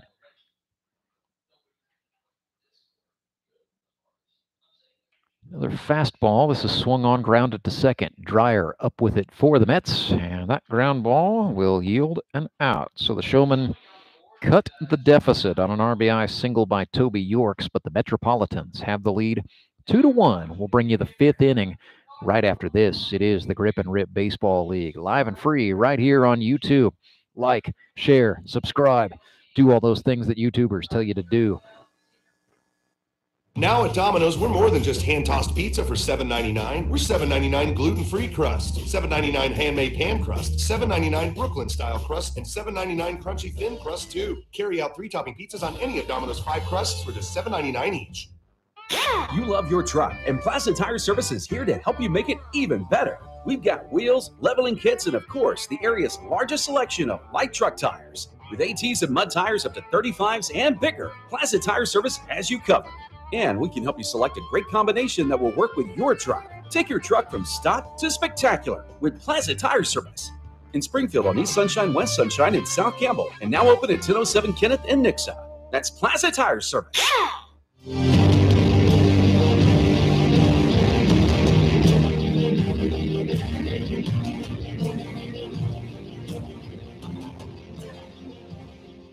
Burger back with you live at US Baseball Park, where this is turning into a pretty good tussle here. 2-1 is the score. Springfield Metropolitans in front of the Branson Showmen. We head to the 5th. Seth Burns has the baseball for the Showmen. Came on in relief of Cole Roark, who pitched the first 3 innings. Allowed 2 runs, 1 earned, 1 unearned. What I'm going to try to do is perhaps supply you guys with a little bit of crowd sound if I can. This is, you're all watching a little bit of an experiment here, so we'll see how that goes. Trying a crowd mic for the first time. We'll see what we pick up. A little bit of a fishing expedition here. Jared Brashler has probably flown some anglers in his day. The commercial pilot steps in the Anderson Engineering leadoff spot for the Mets, getting it started here in the 5th.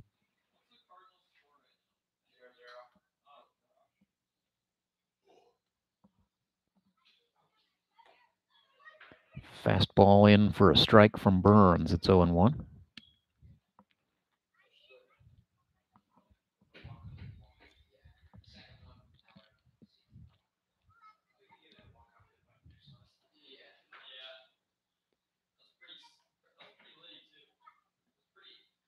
Seth missed outside there. That evens the count.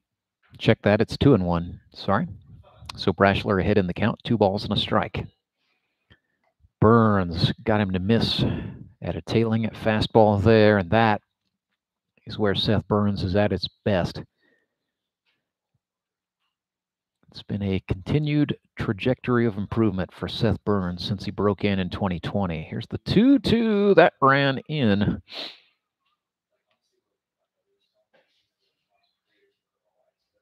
So now it's full up 3-2. And I think a little activity is getting started in the pen for the Mets. Brashler puts one up in the stratosphere into left field. Settling under it and making the catch for the first out is Jamar Avery Hart. So the MBA holder from Trine University makes the grab there.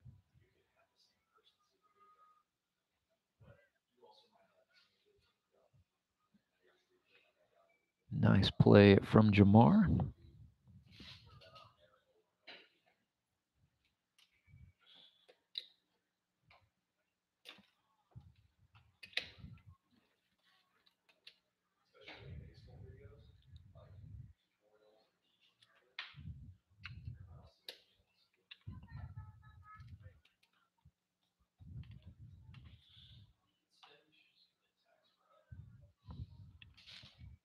Harrison Waters here, 1-1.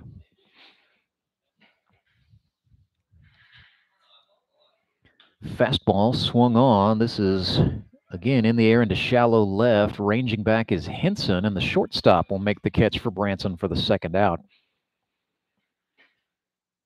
So a couple of fly balls retire the first 2 Mets batters, but here comes the hot-hitting Zach Young. 2 for 2 on the night with a pair of singles is Young, who has improved his batting average to .500. He is now 3 for 6 on the campaign. Metropolitans used a high draft pick to get Young.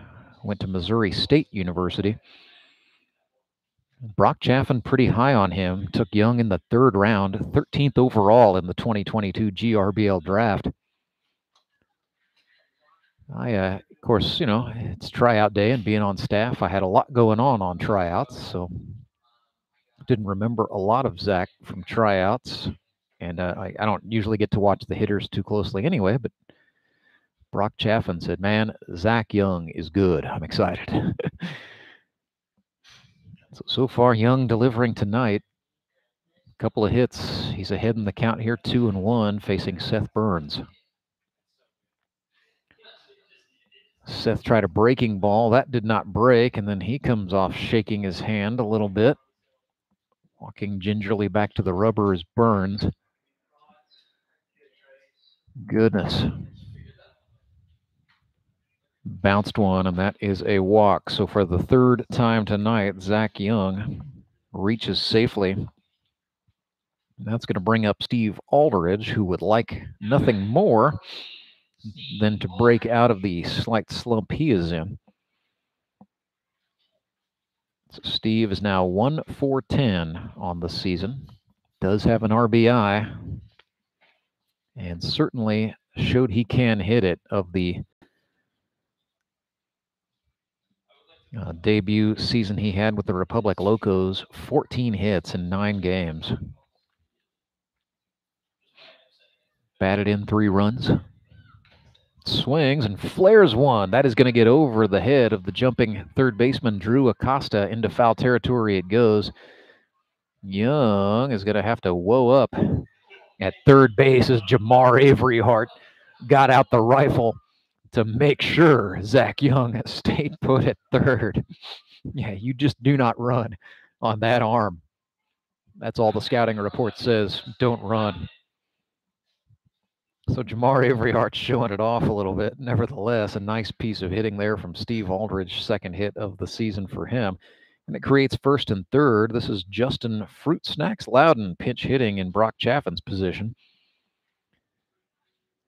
Jared Fox out to have a little visit with Seth Burns before that happens. So Fruit Snacks 0-for-2 here in 2022. He was 6-for-25 a year ago with the Moon City Mavericks, winning the Howard Bell Trophy for the first time in his career. On base percentage, very good at .321. And, you ask some of the guys who are on that Mavericks club, they point to Justin Loudon as, one of the glue guys, one of the guys who keeps it light in the dugout during tense situations. One of the guys who cares as much about his teammates' success as his own. But a fierce competitor all the same, Justin Loudon. Works in the mental health field and human resources. Played college baseball at Merrimack, St. Louis County Community College, Merrimack, that is. And his sponsor this year is Blackman Construction. 0-1 to Fruit Snacks. Fastball swung on, fouled back.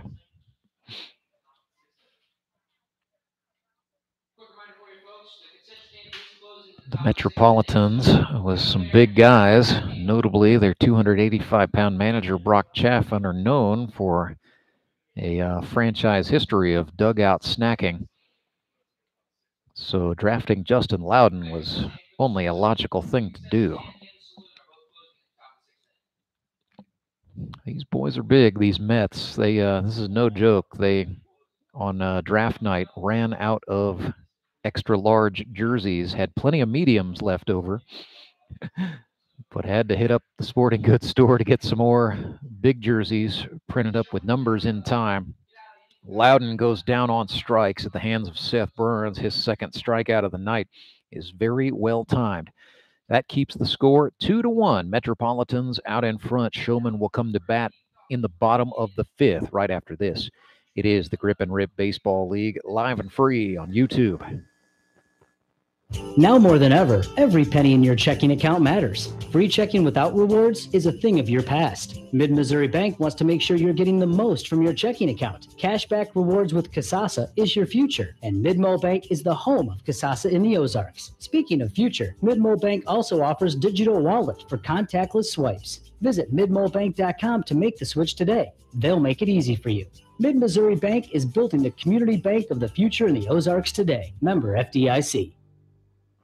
At Big Whiskey's, we believe that great food and drink accompanied by the perfect toast can bring anyone together. Boys, may the best day of your past be the worst day of your future. Here's to the friends who know us well but manage to like us anyway. Here's to my neighbor Janet for breaking down my bathroom door when I had too much soap on my hands to open it from the inside. Ox of a woman. Big Whiskey's, American restaurant and bar.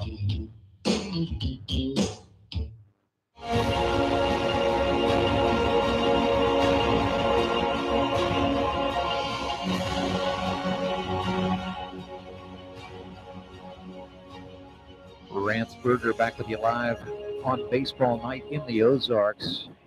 And this has been very good. 2-1 is the score. Springfield Metropolitans out in front of the Branson Showmen. Jaron Dishman back out to work, protecting a 2-1 lead.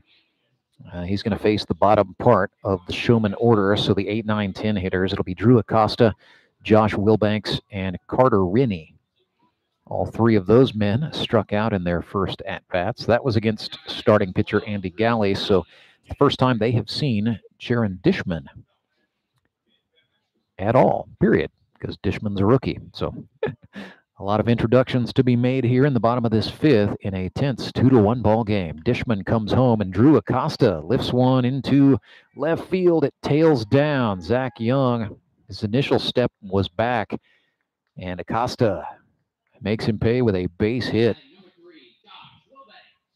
Josh Wilbanks steps in now. Served proudly in the United States Marine Corps, did combat tours in Iraq, and like a lot of veterans, came back carrying some burdens from serving in combat in the Marine Corps. His motto now, discipline takes the pain away. So Josh, a big advocate for supporting American veterans who come home from war. As he swings at a fastball, fouls it back. He's actually active in a group called Sheepdogs Impact Assistance. That is a group dedicated to empowering military vets and first responders who experience trauma as a result of their service. And they just encourage veterans to be active. They do a lot of different outdoor events. But really what it is about is just being encouraging to one another as Wilbanks looks at a strike.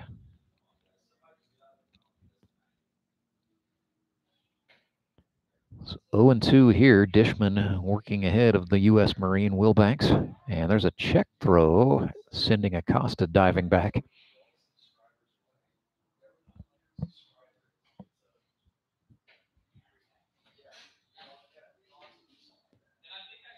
Dishman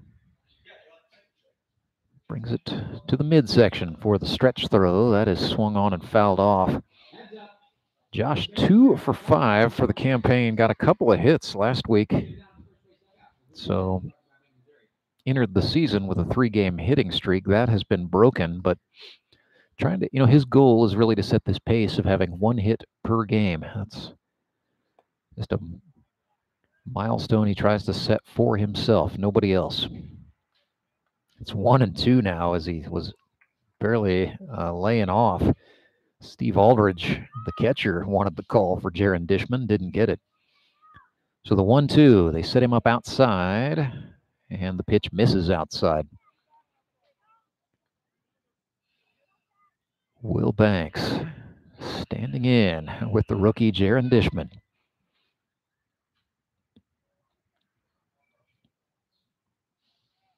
2-2 pitch. Chopper back to Dishman. He's off the mound, and then, oh no, lost his footing as he tried to throw to second base. And Dishman could be hurt from that. Oh, goodness. Just fielded the ball cleanly. He was up on the mound, tried to turn, and it looked like the foot came down just a lot lower than he thought it would.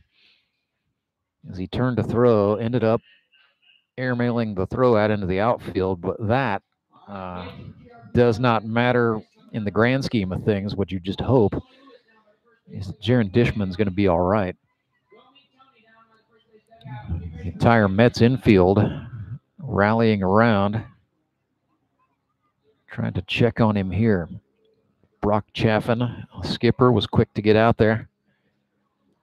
Oh, man. And that's just, through no fault of his own. Dishman turned to get the lead runner, was making a nice play on the ball.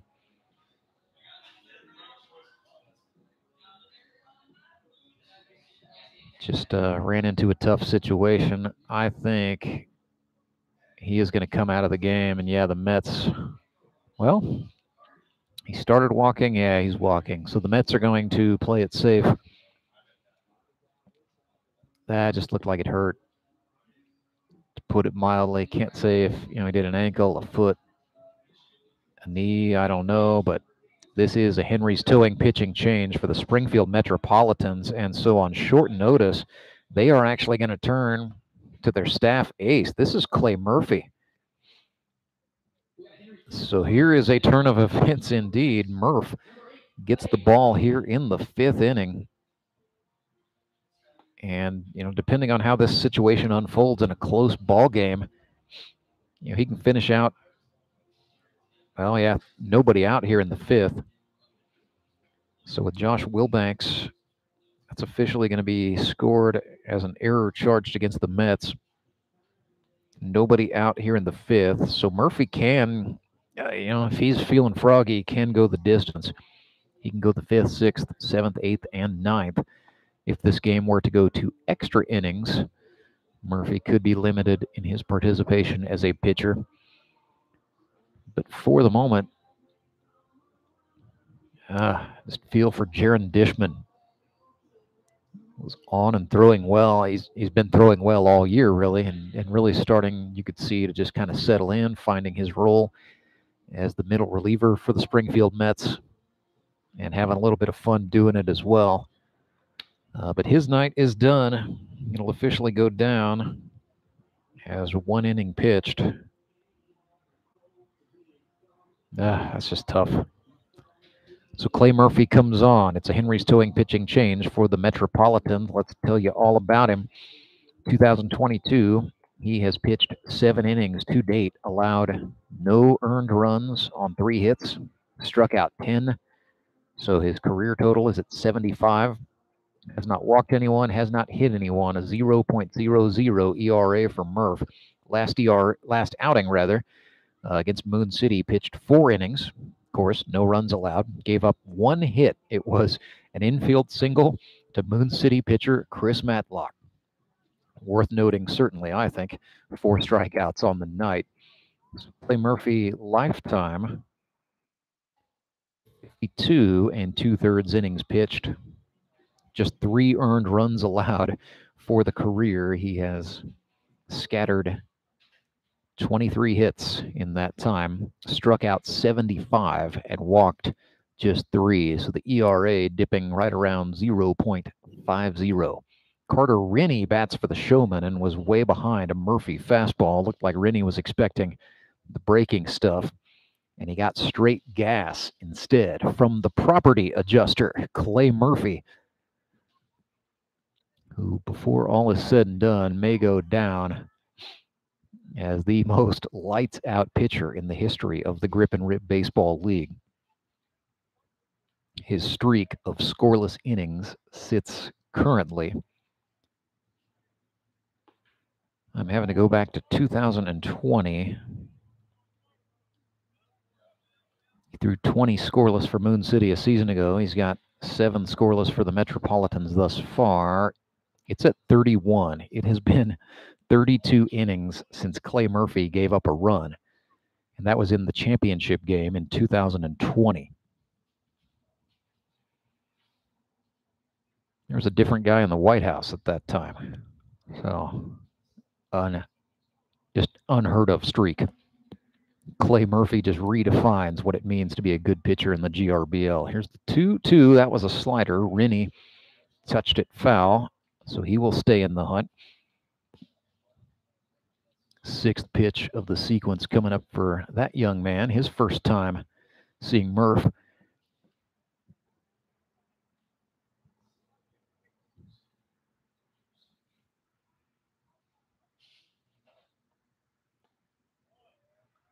That goes low.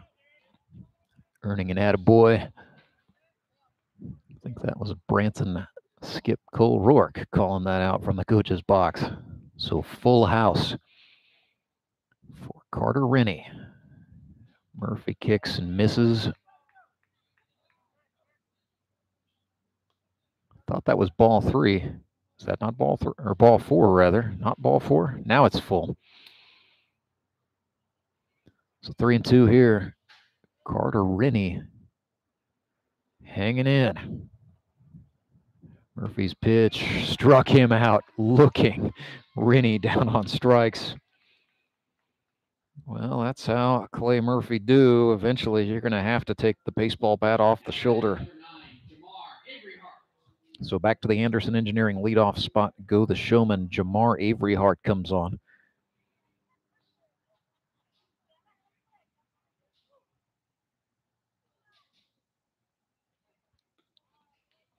Runners on first and second. Those belong to Dishman.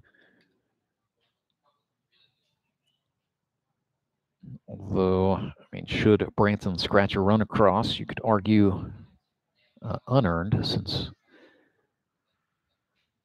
they're on first and second because of an error. As Avery Hart looked at a slider out, it's 2-0.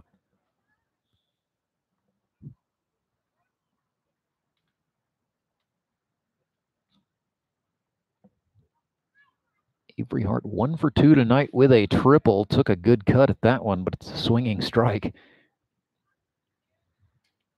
So Jamar Avery Hart, a human resources manager. 32 years old, played baseball at Trine University. That's in Indiana. Swing and a grounder, first base side. David Rodriguez fields it cleanly and steps on the bag. That will get the second out of the inning. So a manageable situation here for Clay Murphy. 2 outs. Check that. No. Foul ball, the man in charge says. So we reset. It's now 2-2 to Jamar Avery Hart. Recruited into this league by one of the all-time greats, Tyler Jones. There's a slider that missed on the outer half, so we are full up. Avery Hart getting back into the swing of things every game. It's 3-2 now. Murphy looks back at the runner at second, now comes home with the fastball that's low. A rare, and I mean rare, walk issued by Clay Murphy. Loads the bases.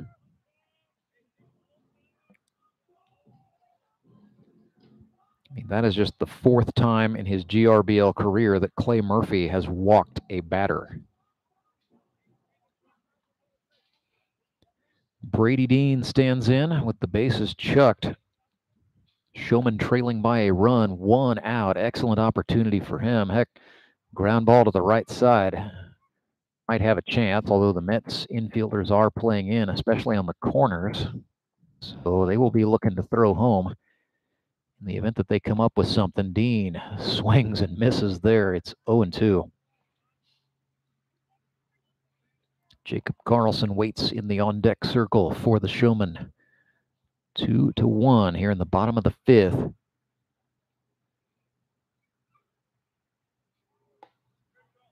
Murphy misses out. So in terms of opportunities, they don't get much better than this. The 1-2. Murphy comes home and Dean just touches it foul.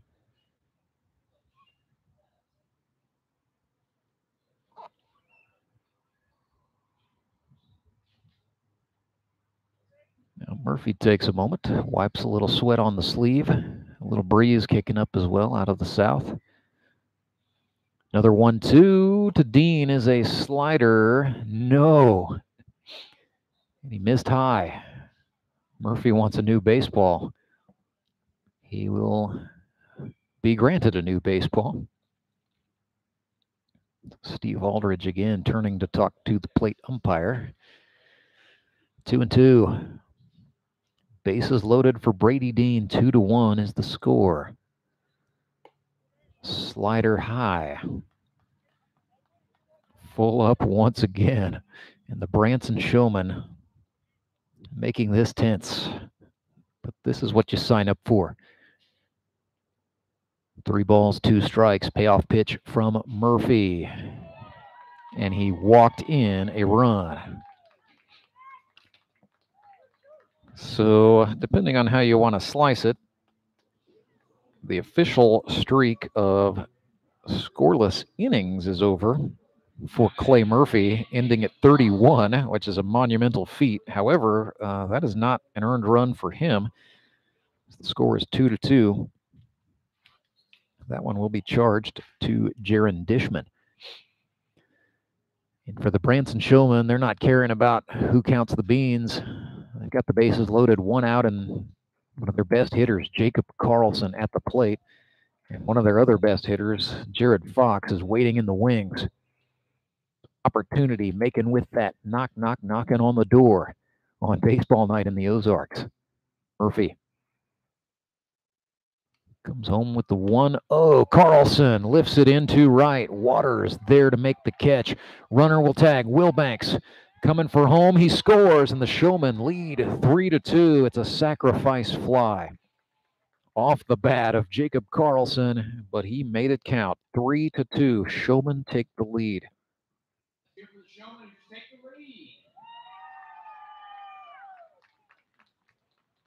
Now batting number 14, Jared Fox. Jared Fox steps in. Showmen have put up 2 runs this inning, looking for some more. Runners are on the corners following the sac fly. Fox came into the night 2 for 6. He's now 2 for 8, and the hits are a single and a home run. So 3 RBIs for Jared Fox, the native of Weyburn, Saskatchewan, Canada, who now calls Ozark, Missouri home. And he knows Clay Murphy well as he looked at a ball inside.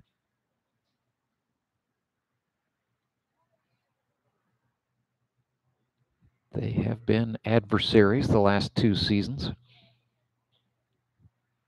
Murphy with the Mountain Ducks and the Mavericks, Fox with the Mavericks and then the Locos in 21.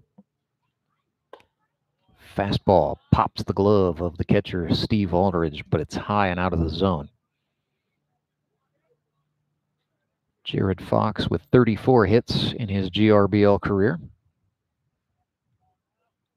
Carried a .414 on-base percentage into the 2022 season, and again watches one sail high. So Clay Murphy may be having a mechanical issue as he's missing consistently high against Branson batters. Now, you can say in his defense, he did not have the chance to go down to the bullpen and warm up at all. He only got 8 warm-up tosses, and that was it after the injury to Jaron Dishman caused his exit. And so there is a walk for Clay Murphy.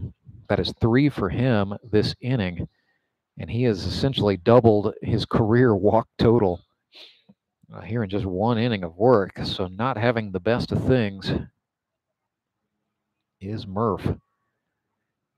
That's kind of the story of this ball game in a lot of ways. A lot of good pitchers just not having the best of things in a close ball game. So that loads him up for David Edwards. And Murphy knows this is not going to be easy. Edwards, 3 for 5 on the season. He was 13 for 37 a season ago. That's a .351 average and 9 runs batted in. 2 outs on the board, but a big opportunity for Branson to add to what is now a 3-2 lead. Murphy runs a slider on the inner half for a strike. David Edwards didn't like it, but that was a nice pitch.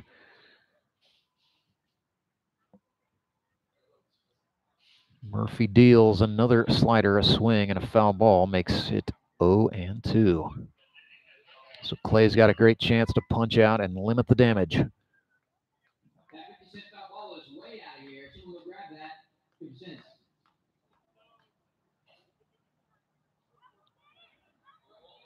No balls, 2 strikes. They set him up outside.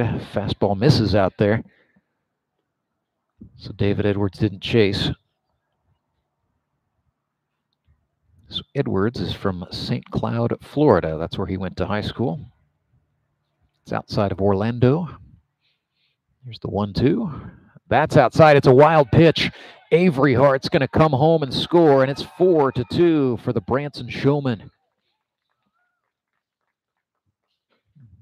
Just took an inch there. A wild pitch brings the runner home, and the two tail runners do advance. So 2 men in scoring position. Counts now 2-2 to Edwards.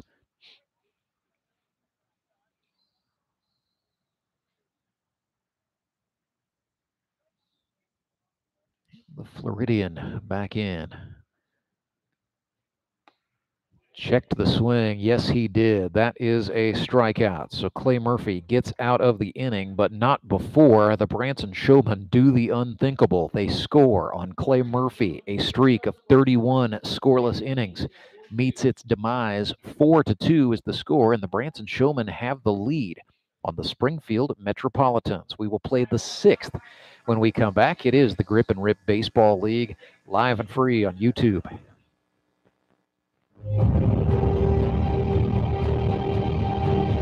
I need to change. My workouts are too boring. Oh, I've got an amazing workout for you. Hot yoga. I've lost weight and I'm more flexible. Try our community classes for only $8. Sumit's Hot Yoga. You are going to feel awesome. Hi, I'm Carolyn Hawkins with Key Cornerstone Realty, here to help with all your real estate needs in the St. Louis area. Do you have a house you want to sell for top dollar? We can help. With over 15 years of experience, our negotiating skills and expertise can help buyers and sellers get under contract fast. Contact us at keycornerstonerealty.com or call us at 636-447-8661. And go Locos!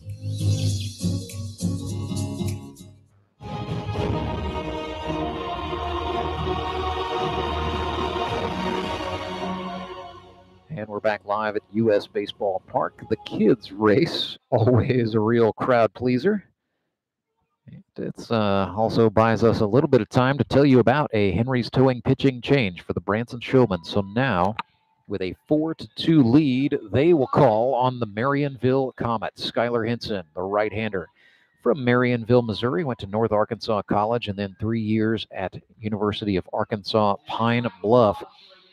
Entered the game today as the GRBL's all-time leader in strikeouts with 144 of them for his career.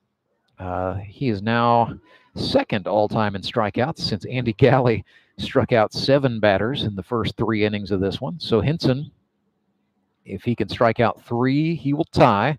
If he can strike out 4, he will pass Galle and reclaim the title of the GRBL's all-time strikeout king. So the storied pitching continues here in this contest. We've had it all. We've had Cole Roark getting strikeout number 100. We've had Andy Galle dethroning the king. We've had Clay Murphy watching a streak of 31 scoreless innings come to an end. And now we've got the Marionville Comet, Skylar Henson, coming on in a pressure-packed situation, leading 4-2 in the 6th, and by virtue of the GRBL's innings restrictions, and also because the Branson Showmen have not yet used the 3+ tag in this ball game, Skylar Henson can go the distance and then some if this one were to go to extras. I'm sure the Branson Showmen would like to get this one done in 9, leading by 2 runs, but not so fast, my friend. The Springfield Metropolitans may have some plans to spoil the party. It'll be Justin Parker, David Rodriguez, Calvin Dreyer, and here we go. Skylar Henson toes the rubber and fires a slider for a strike. So Henson, before the 2022 season, had pitched 161 innings in the GRBL. That is an all-time lead. That is pretty safe for the moment. A 2.18 career ERA, 141 strikeouts entering the season. That has since increased to 144 against 67 walks. Ooh, turned Justin Parker inside out with some filth there, and Skylar Henson came to play today. Ahead in the count, 1-2. Fires, that's almost sawed off his bat. The third baseman, Edwards, up with it, and the baseball got across to Toby Yorks in time to get the out. So not a strikeout, but an out all the same for Skylar Henson. And if he's going to be looked at to pitch 4 innings here, he is going to take all the outs he can get. Here's David Rodriguez, de Caracas, Venezuela.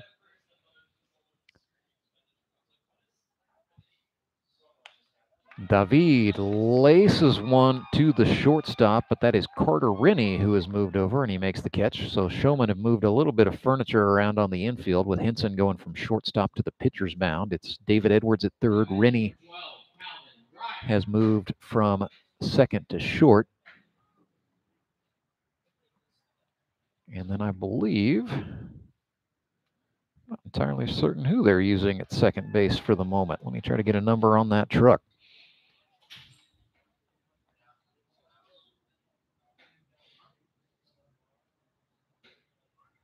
Two outs on the board. Calvin Dreyer swings and fouls one back to make it 0-2. That looks like it's Troy McPherson.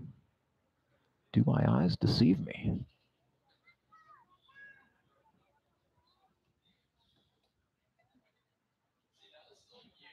The 0-2. Henson tried to dip it, but Dreyer declined to chase.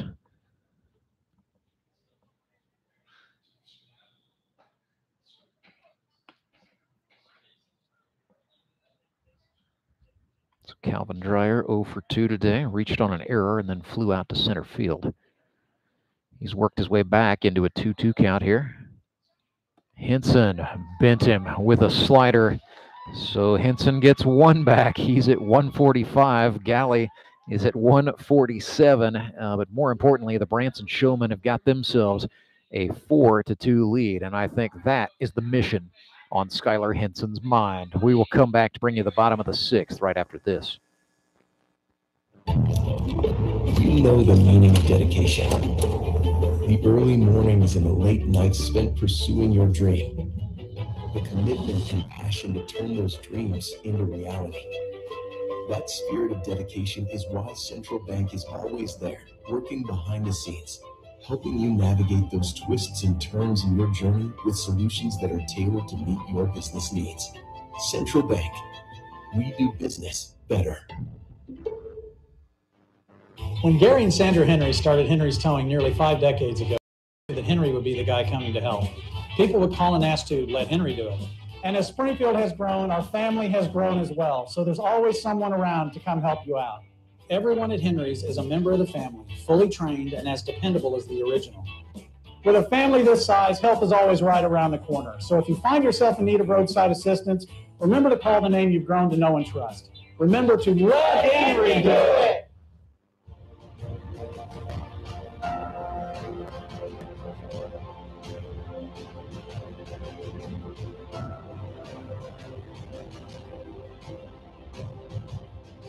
Clay Murphy continuing his warm-up tosses for the Springfield Metropolitans. They trail the Branson Showmen 4-2. We're in the bottom of the 6th on baseball night in the Ozarks.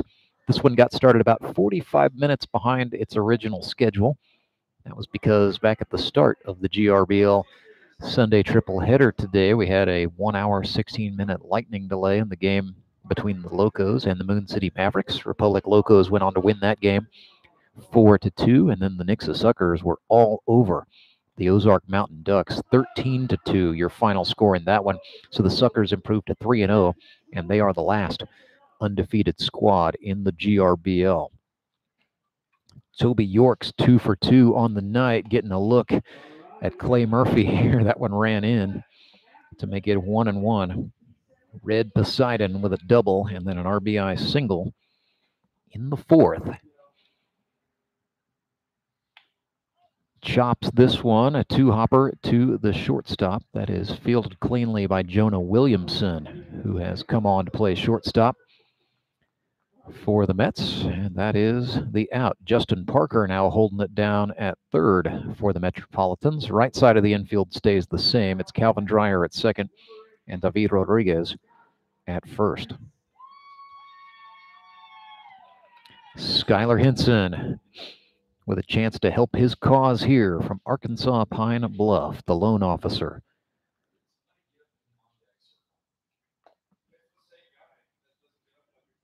Foul tip, it's 0-1.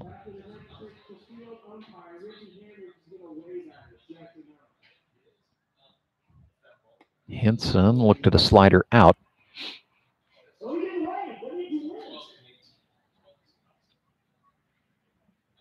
One and one to Henson. Ooh, pure paint from Clay Murphy on the outer half. That is brilliant, and it's 1-2. And that, my friends, is a looking strikeout. A dropped third strike, but no problem for Steve Aldridge to get the throw down to the first baseman in time. So strikeout number 3 on the night for Clay Murphy, 78 for his career as we continue to watch milestones. May be a while before he gets 100. But Clay Murphy, just his 3rd year in the GRBL. Certainly one of the faces of the franchises, so to speak, as there's a strike to Drew Acosta. And Acosta tonight, 1 for 2. Got his first base hit back in the 5th. So he is now 1 for 7 on the campaign. Acosta went to St. Thomas University. A petroleum engineer. Lives in Osage Beach, Missouri. Swings at a fastball. Williamson again, the shortstop, charging up to get it, and the throw to David Rodriguez in time. So 2 plays for the shortstop that inning. Goose egg goes on the board, and the score remains 4-2. The Branson Showmen in front of the Springfield Metropolitans. We head to the 7th right after this.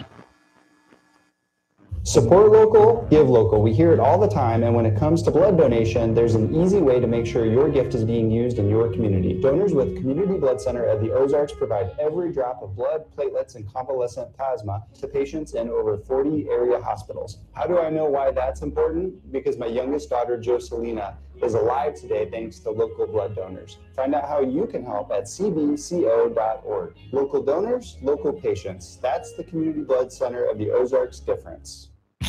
See Plaza Tire Service for the right tire at the right price right now. Plaza Tire Service is the area's biggest selection of in-stock tires at the lowest price with outstanding service, including our 4 tires, 1 hour guarantee. Plus, we make the purchase easy on the budget with a Plaza Tire Service card or no credit needed financing options. Plaza Tire Service is in Springfield on East Sunshine, West Sunshine, and South Campbell, and on Kenneth and Nixa.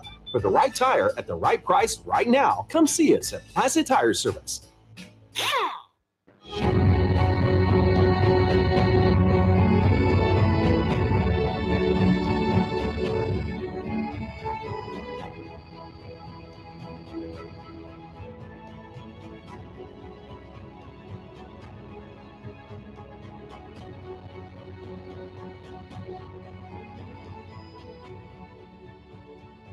Great moments are born from great opportunity, and that is what is in front of just about everyone involved with this game. 4-2 is the score. Skylar Henson back out to work for the Branson Showmen,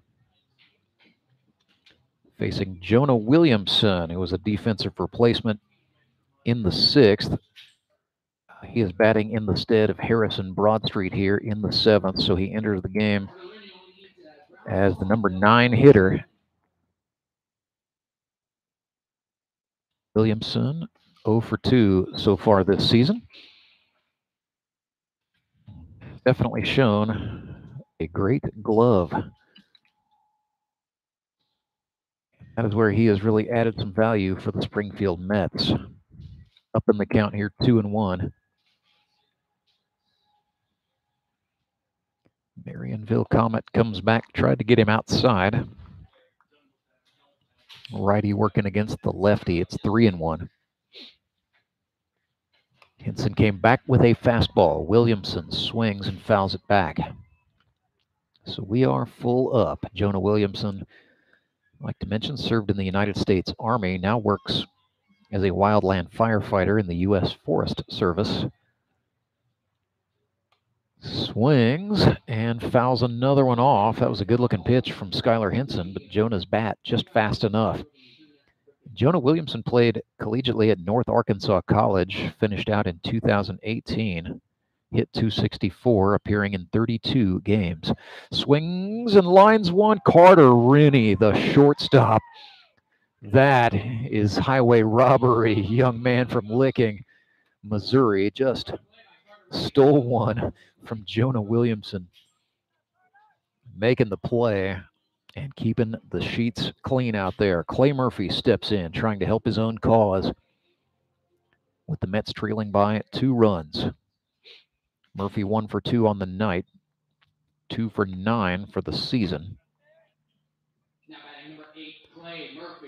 2021, he had 5 hits for Moon City, but it took him about 5 or 6 games before he got the first one across, and then he couldn't be stopped. Swings and misses there. Not sure if he got a piece, but baseball went off the catcher Jared Fox, ended up back at the screen. 1-1.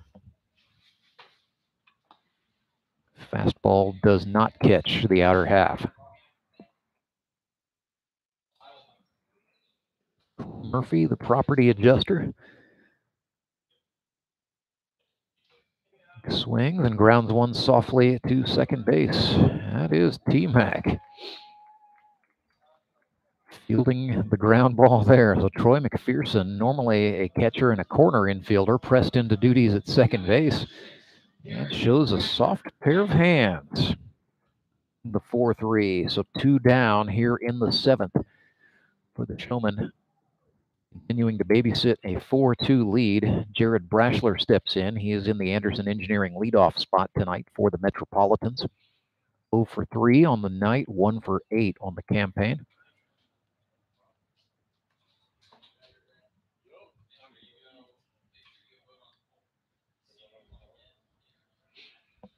And I understand on our YouTube channel, we're asking for some audience input on who should win Elite Promotions, Elite Player of the Game. Of course, that's a little subject to change as we're just in the 7th inning, but if you were dazzled by Andy Galle's 3 shutout innings and 7 strikeouts and you're a Mets fan, you can vote for him.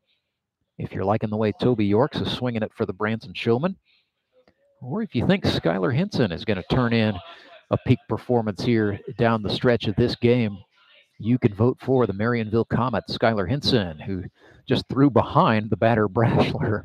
That occasionally happens for Skylar. I'm chuckling. He is not, but, you know, Skylar, everything is based off of 2 pitches, you know, the slider and the fastball. Where he adjusts is the amount of pace he can put on that breaking pitch, effectively turning one pitch into about 5 or 6 different looks. He will also drop the arm slot from time to time. 3-0 to Brashler. That was the heat, and that's a strike.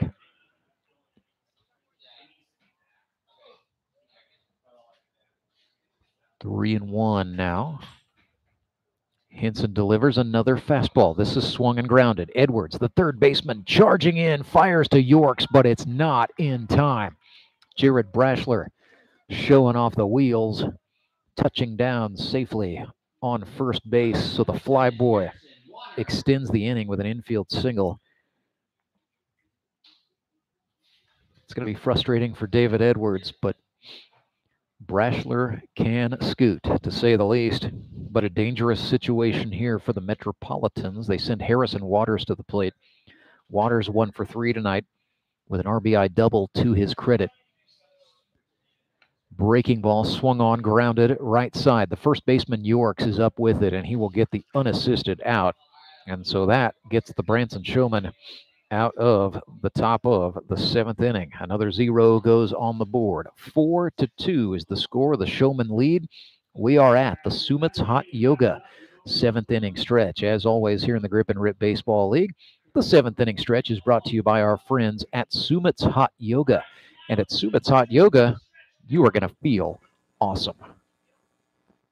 I need to change. My workouts are too boring. Oh, I've got an amazing workout for you. Hot yoga. I've lost weight and I'm more flexible. Try our community classes for only $8. Sumit's Hot Yoga. You are going to feel awesome. When Gary and Sandra Henry started Henry's Towing nearly 5 decades ago, customers knew that Henry would be the guy coming to help. People would call and ask to let Henry do it. And as Springfield has grown, our family has grown as well. So there's always someone around to come help you out. Everyone at Henry's is a member of the family, fully trained and as dependable as the original. With a family this size, help is always right around the corner. So if you find yourself in need of roadside assistance, remember to call the name you've grown to know and trust. Remember to let Henry do it.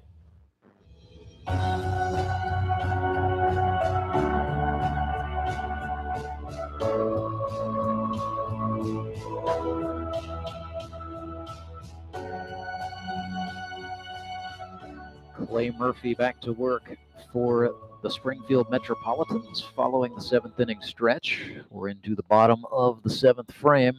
4-2 is the score. Branson Showmen have the lead. Murphy trying to keep the Purple People Eaters at striking distance for the Mets, who will have 2 more chances to try to claw their way back. Troy McPherson, and we just saw him make a very nice play as the second baseman for the Showmen, enters here. He was a defensive sub, but he is hitting in the 9 spot where Josh Wilbanks has been tonight. So T-Mac, teacher and a fast-pitch softball coach, just down Highway 14 at Sparta High School. Grounds 1 to short. Williamson up with it again for the Metropolitans. So a big defensive night continues for the Mets shortstop from Mansfield, Missouri, Jonah Williamson. 1 away. I'll bring up the number 10 hitter. This is Carter Rinny for the Showmen, 0 for 2 tonight. Defensively, he's been brilliant, but looking to get the bat going right here in a pressure situation. Looked at a strike from Murphy. So 1 for 6 in his GRBL career is Carter Rinny. This is just his 3rd game. 0-1 in there for a strike. Murphy sent the heat that time to the youngster. Here comes the 0-2. That does not catch the zone. Metropolitans wanted it. Metropolitans did not get it. 1-2. Slider over the top goes Rennie, down on strikes. 2 away. Well, here comes Jamar Avery Hart. Worked a walk against Clay Murphy in the 5th, so he is 1 for 2 tonight, a triple in the 3rd and a strikeout in the 1st at the hands of Andy Galley. There's a slider for a strike. And Murphy starting to cook now, just did not get his usual warm-up, and I think that accounts perhaps for the rough 5th inning he endured. But he has been on point ever since. 0-2 to Avery Hart. Fastball punched him out. So 3 straight strikes. Down goes Jamar Avery Hart. That's 5 Ks tonight for Clay Murphy. 80 for his Grip and Rip Baseball League career. And we head to the 8th. Branson Showmen clinging to a 4-2 lead, but don't you go anywhere. This one's just starting to get good. It's the Grip and Rip Baseball League baseball night in the Ozarks. Back with more right after this. When Gary and Sandra Henry started Henry's Towing nearly 5 decades ago, customers knew that Henry would be the guy coming to help. People would call and ask to let Henry do it. And as Springfield has grown, our family has grown as well. So there's always someone around to come help you out. Everyone at Henry's is a member of the family, fully trained and as dependable as the original. With a family this size, help is always right around the corner. So if you find yourself in need of roadside assistance, remember to call the name you've grown to know and trust. Remember to let Henry do it. You know the meaning of dedication. The early mornings and the late nights spent pursuing your dream. The commitment and passion to turn those dreams into reality. That spirit of dedication is why Central Bank is always there, working behind the scenes, helping you navigate those twists and turns in your journey with solutions that are tailored to meet your business needs. Central Bank, we do business better.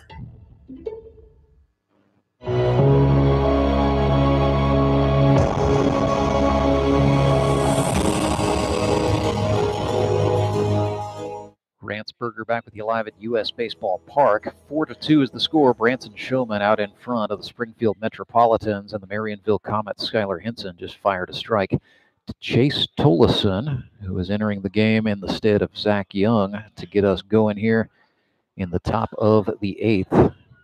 Count even now 1-1. So as it stands, Skylar Henson, with 1 strikeout in this game, has 145 for his career. He is 2 behind the new leader in the clubhouse, Andy Galle, and we welcome in the GRBL commissioner, Tony Lewis. It's kind of been Strikeout Sunday has been the theme here on Baseball Night in the Ozarks. And Tony, a lot going on. Cole Roark gets number 100. Andy Galle knocks the king off of the throne. And here we have Skylar Henson back against the wall, pitching with the lead, and the Showmen threatening to knock off the Mets here, boss. That one is popped on the infield. Troy McPherson playing a mean second base. Let's start you with that, Tony. You're a second baseman now. What do you think of the game Troy McPherson's playing? Oh, no, he's had a great game. But kind of coming back to this strikeout race, it was Andy taking the all-time lead, then Skylar trying to come back and take it, then Cole Roark getting his 100th strikeout and unfortunately being injured. It's just been a milestone day for us. Were you able to talk to Cole at all after he came out of the game?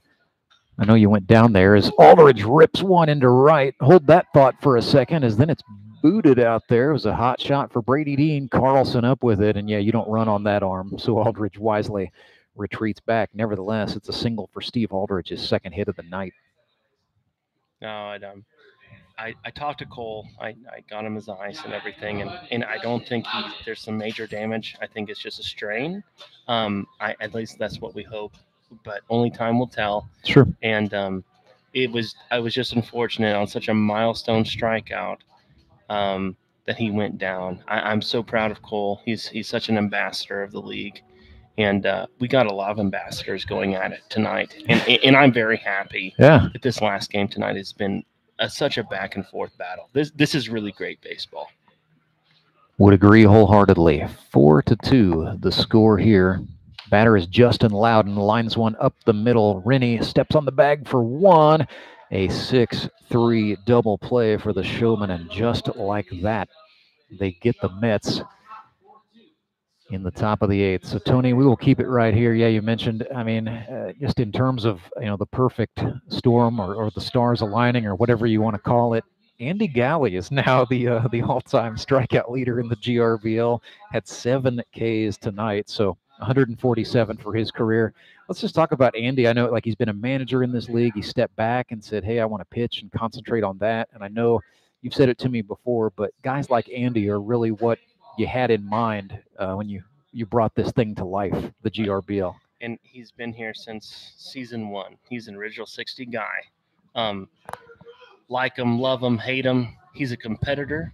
He's someone who needs to be in this league, and I'm so happy to have played against him, faced him, played with him, managed him, and had him work with us. And then he just said, I just want to focus on pitching, and it was great. It was good. And then he won pitcher. He's the only two-time pitcher of the year.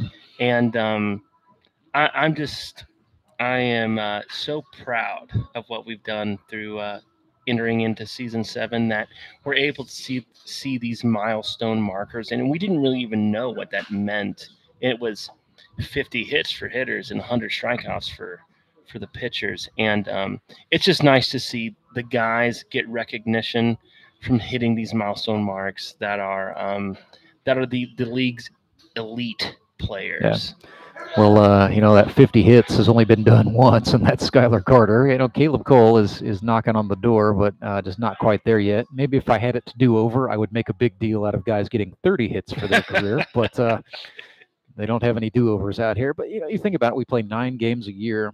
So if you're getting, we make a big deal out of a guy who gets 8 or 9 hits in a season. I mean, you do that, you're an all-star here in the Grip and Rip. And if you're not familiar with the league or the format, you think, big deal, 8 hits, most big leaguers, if they're good, can get 8 hits in a week or two. Exactly. But in Grip and Rip, that's huge.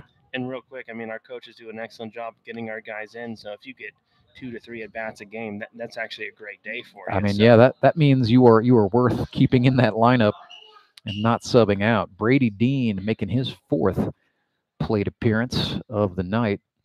Second time for him to see Clay Murphy. Was the recipient of a very rare Clay Murphy walk his first time up.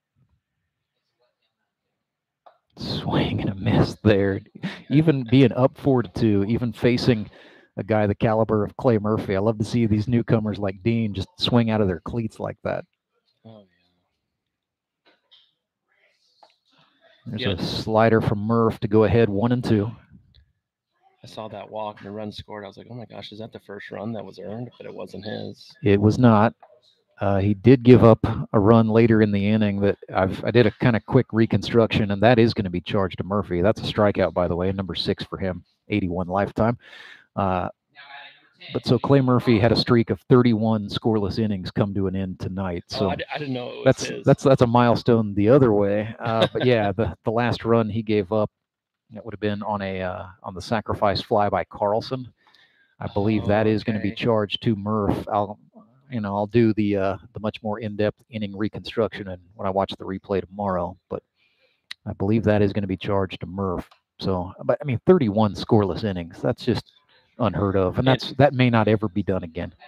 No, and Clay is so special for this league. He's a stud, and yeah, I think that was one of the other benchmarks we were watching. It's like, when's the next earned run going to go against Clay Murphy? Crazy to think about. 1-1 to Carlson. Looked at a strike there.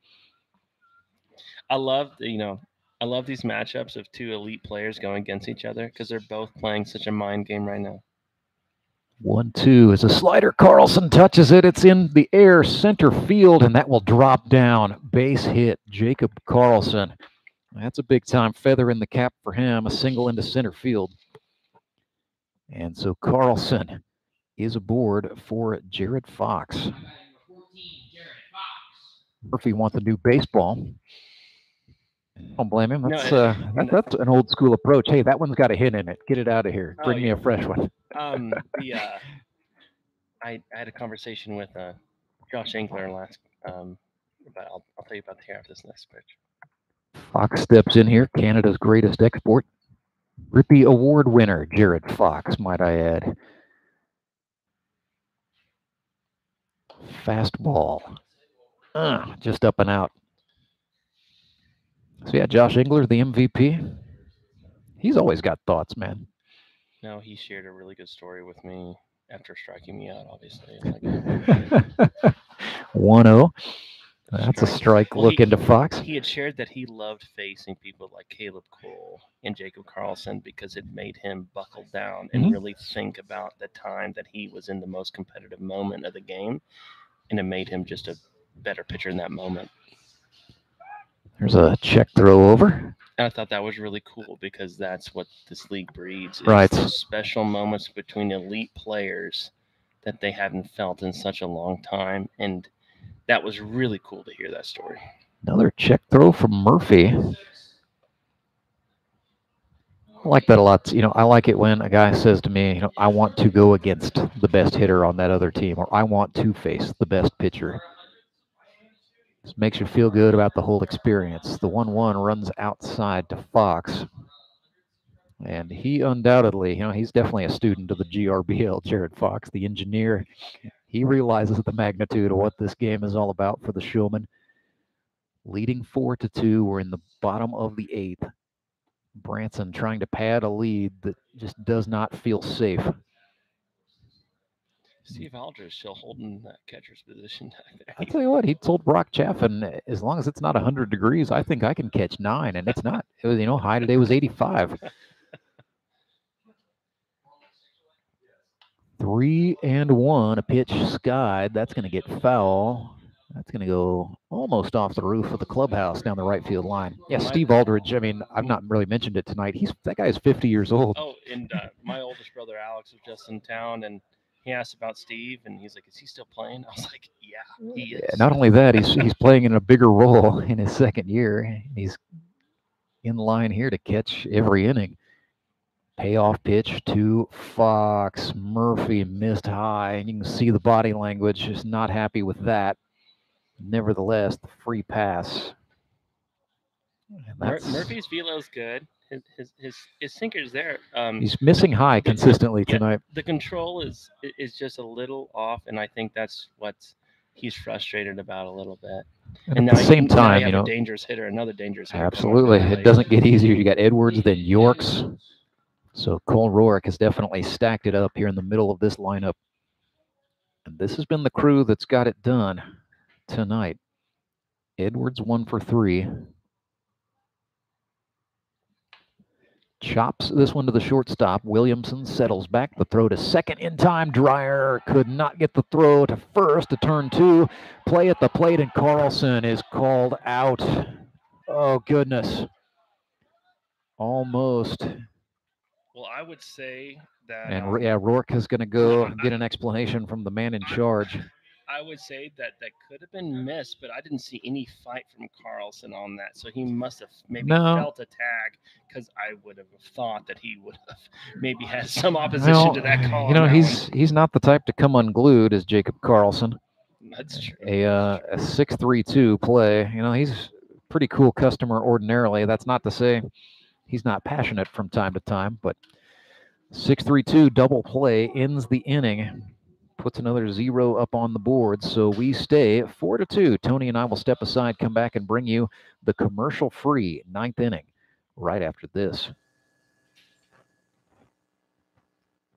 I'm Nicole Cartmel with the Bank of Missouri. Whether you're looking to pay bills or make a big purchase, sometimes you need cash quickly to take that next step.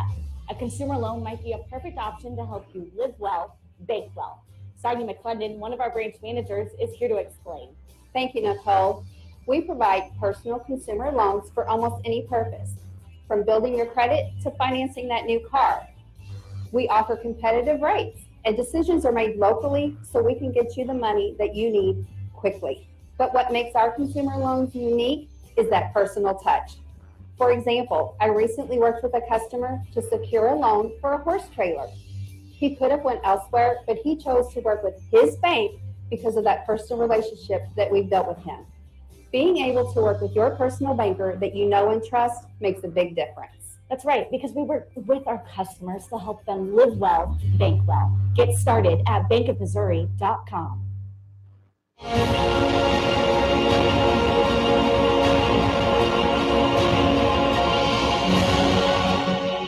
It is the top of the 9th. 4-2 is the score. The Branson Showmen in front.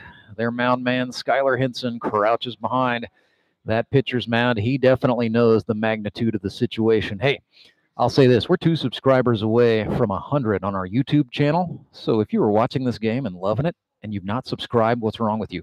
Please subscribe to the channel. Swing and a miss by Justin Parker. Branson Showmen trying to scratch, claw, fight, bleed for win number 1 of the 2022 season. It'll be Parker, Rodriguez, and Dreyer, the last hope for the Springfield Metropolitans in the 9th. Here's a swing and a foul ball back. Tony Lewis, you would have had that one, right? Yeah, it was coming right at me. Well, carried a little high. This is good baseball, and unfortunately for the Mets, they're facing a great pitcher right now to try and close this out. And what a statement this is for Skylar Henson. Missed a start last week. Understand that was his wedding shower. Of course, he's got that coming up in October to contend with, but what a way to come out and throw well and posture the Showman for a chance to get a very hard-fought dub. That is a strike called on the inside corner. Down goes Parker. That's a big punch from Henson. And, hey, let's just talk about the magnitude of the situation real fast. 2 strikeouts for Skylar Henson, 146 for his career. He needs 1 more to tie Galley and be back up on top of that hill, baby. David Rodriguez, swing and a miss. I think he knows that he's down to Galley. I think somebody in the dugout might have made him aware. Henson's usually a pretty cool customer, a little bit of a free spirit, but and I have to applaud David Rodriguez because he always consistently brings a lot of people to these games. Yes, he does. He's got a section tonight, which is for both of these fun. guys tonight right now. Fastball, swing and a miss. Skylar Henson going for it right here. There's only 1 out on the board, and in terms of the scope of the game, a ground out would be nice. Yeah, he'll get it here. Chopper to second. McPherson on the hop. Throw to Yorks in time. So the Branson Showmen, strikeout standings aside, Henson will live to fight another day after this game. Perhaps he can throw Galle off the top of the mountain. But right here, right now, Calvin Dreyer bats for the Mets. 0 for 3 on the night, trailing by 2 runs. He's trying to extend this for the bad boys. Henson trying to stamp victory. This is popped. Tailing, foul. Into the seats it goes. Calvin's a good guy. He's absolutely got a good swing. He may not have a hit tonight, but this is a guy that can still start an inning for you. And Skyler's trying to tie Andy, so this is. I'm sure that's on his mind. This is the 0-1 coming up here to Dreyer. Fastball. This is line. McPherson. Oh, no, it's out of the glove, but settles it. The play to Yorks in time. And that is it. The Branson Showmen are winners for the first time in 2022. 4-2. They clinch victory here. Well, we talked about it on the YouTube poll. I'm waiting to hear from Derek Sako, our producer and director, to tell us how the vote went. I know how I would vote here, Tony Lewis. In terms of elite promotions, elite performer of the game, that would be the young man who just closed it out with 4 shutout innings. He may not be the strikeout king anymore, but he is tonight's winning pitcher, and that would be Skyler Henson. And Skyler's a stud. He's a pro. He's going over there right now, congratulating he just gave Andy Galley a big hug. He knows that Andy just surpassed him, but he has the class to go over to say, hey, I'm coming for you. Absolutely. This is not over. And after the Labor Day break, this is going to get real hot. I cannot wait. It's just such a great thing to see grow, as well as our YouTube broadcast right now. I have to speak to the talent of our team in the press box on what they do. Yeah, it's all Derek, man. He is a man. And we're trying to take this thing to the next level. And these guys and these staff members are helping us do it, as well as you. Ever since season 3 with you is an upgrade, but I kind of think that this year we're turning a very big corner with that. So yes, if you're out there and you're listening and you're just watching and you haven't subscribed, please subscribe. It helps our viewing totals. It helps with sponsorship. It helps with so many different things. So if you're out there and listening right now, thank you so much for being a part of what we're trying to do. So I'm going Skyler Henson for our Elite Promotions Elite Performer of the Game. I should mention a very strong tip of the cap to Toby Yorks tonight. He was 2 for 3, a double and a single, and a run batted in. So Toby, man, Tony, had a great rookie year. He was a member of the Springfield Mets, as a matter of fact, where he had 9 hits.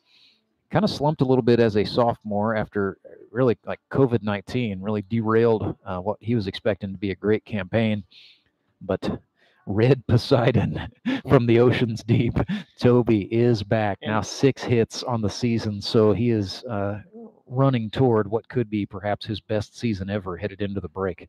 And it's a tip of the cap to the guys who work in the off season. Mm-hmm. He's one of those guys who always said from day one, I need to practice more and hit more in the cages months before the league starts. Yep. And he's one of those guys. That was, matter of fact, I worked out in the cage with Toby Yorks on Super Bowl Sunday. He tried to get a group together. The announcer showed up, and then Skyler Carter was the other guy who showed up. So the 3 of us ended up having a great time with Ryan Wolf and the gang over at Cy. But Toby was there. He said, "Man, I don't care about the Super Bowl. I want to hit today." Oh, yeah, and I'm sure you've mentioned before about Spitz. Spitz was the one who told me today, he's like, Tony, I wanted to practice more this year and actually help not only manage my team, but support the team with practice. You see that with Spitz, and his hitting performance is just amazing this year.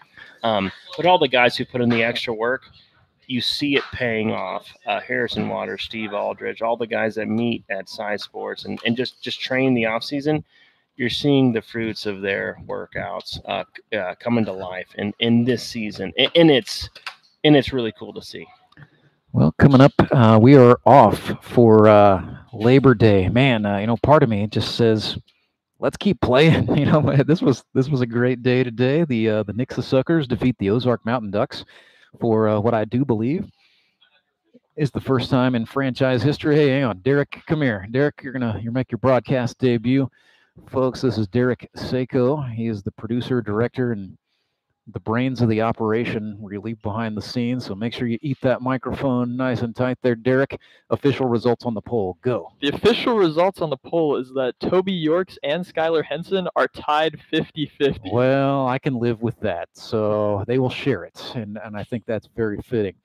I'm going to welcome in the showman skipper, Cole Roark. So Derek, yeah, go ahead and hand Cole the headset, and we will keep... Yep, we'll say goodbye to the commissioner, Tony Lewis. He's going to get out of the way as some of the showmen come up. Post-game coverage brought to you by Central Bank of the Ozarks, Cole Roark. Well, Cole, first of all, I mean, you got strikeout number 100, but we all saw you go down. How are you feeling? How are you doing right now? Yeah, it was a little scary. First inning, threw a fastball and didn't feel good. Couldn't get on top of it. Felt some pain down in the forearm. I've torn the elbow before, so I knew that it probably wasn't that. Lost some feeling, but you kind of want to go and keep competing, and I was able to do enough to just kind of stay in there. I wish it would have been better. And then as I kept going, it kind of got worse, but I felt less like I was going to throw up, so that was helpful. And it was good to get Brock. That was a nice one to add in there. Oh, my gosh, of all the guys to face with number 100 on the line. And I know, you're a student of the game, so I'm sure you knew what was at stake for you there. Brock Chaffin. Yep, definitely. And some runners on, and we hadn't quite kept them at bay in those early innings. So runs are at a premium, and that's what I kind of expected. And I gave up 2 of them, and then, we locked it down the rest of the way. So that was awesome to see. Well, what can you say? I mean, I know you're a pitcher, but I'm going to ask you about 2 other pitchers. Seth Burns comes on, and the Mets put runners on into scoring position a couple of times, but they went down as goose eggs in the book for Seth Burns tonight. Yeah, just kept competing. I felt like he was kind of battling a few things. Kind of felt like he could have got some calls that would make those counts a little less deep, but he just kept rolling. And Seth's a gamer. He had to take the sit to start because that was the plan, was to keep the DH in and let Seth come in after me, and he got the job done. And then obviously Skylar Henson, can't say more about that guy. He was oh my gosh, all about it and took care of business for us. And there's really not an option after Skylar tonight. So it was going to be the Henson show, and he went out there and put on a show. So yeah, 4 shutout innings for him, 2 hits, but he scattered them well, a couple of strikeouts. So, I know that'll be something he thinks about, but served up a lot of ground balls. And how about the job by your young upstart second baseman, Troy McPherson, getting you 3 assists on the infield tonight? Oh, yeah. I said, hey, you got to go play second base. And he said, I don't have an infield glove. So he took mine out there. And it was like he was a duck to water. And he looked good out there, had an idea. I mean, he coaches and he knows the game. So I wasn't too worried about it. But you want to get that first one out of the way. And he got to flip one over there. And then it was okay after that. He was all about it.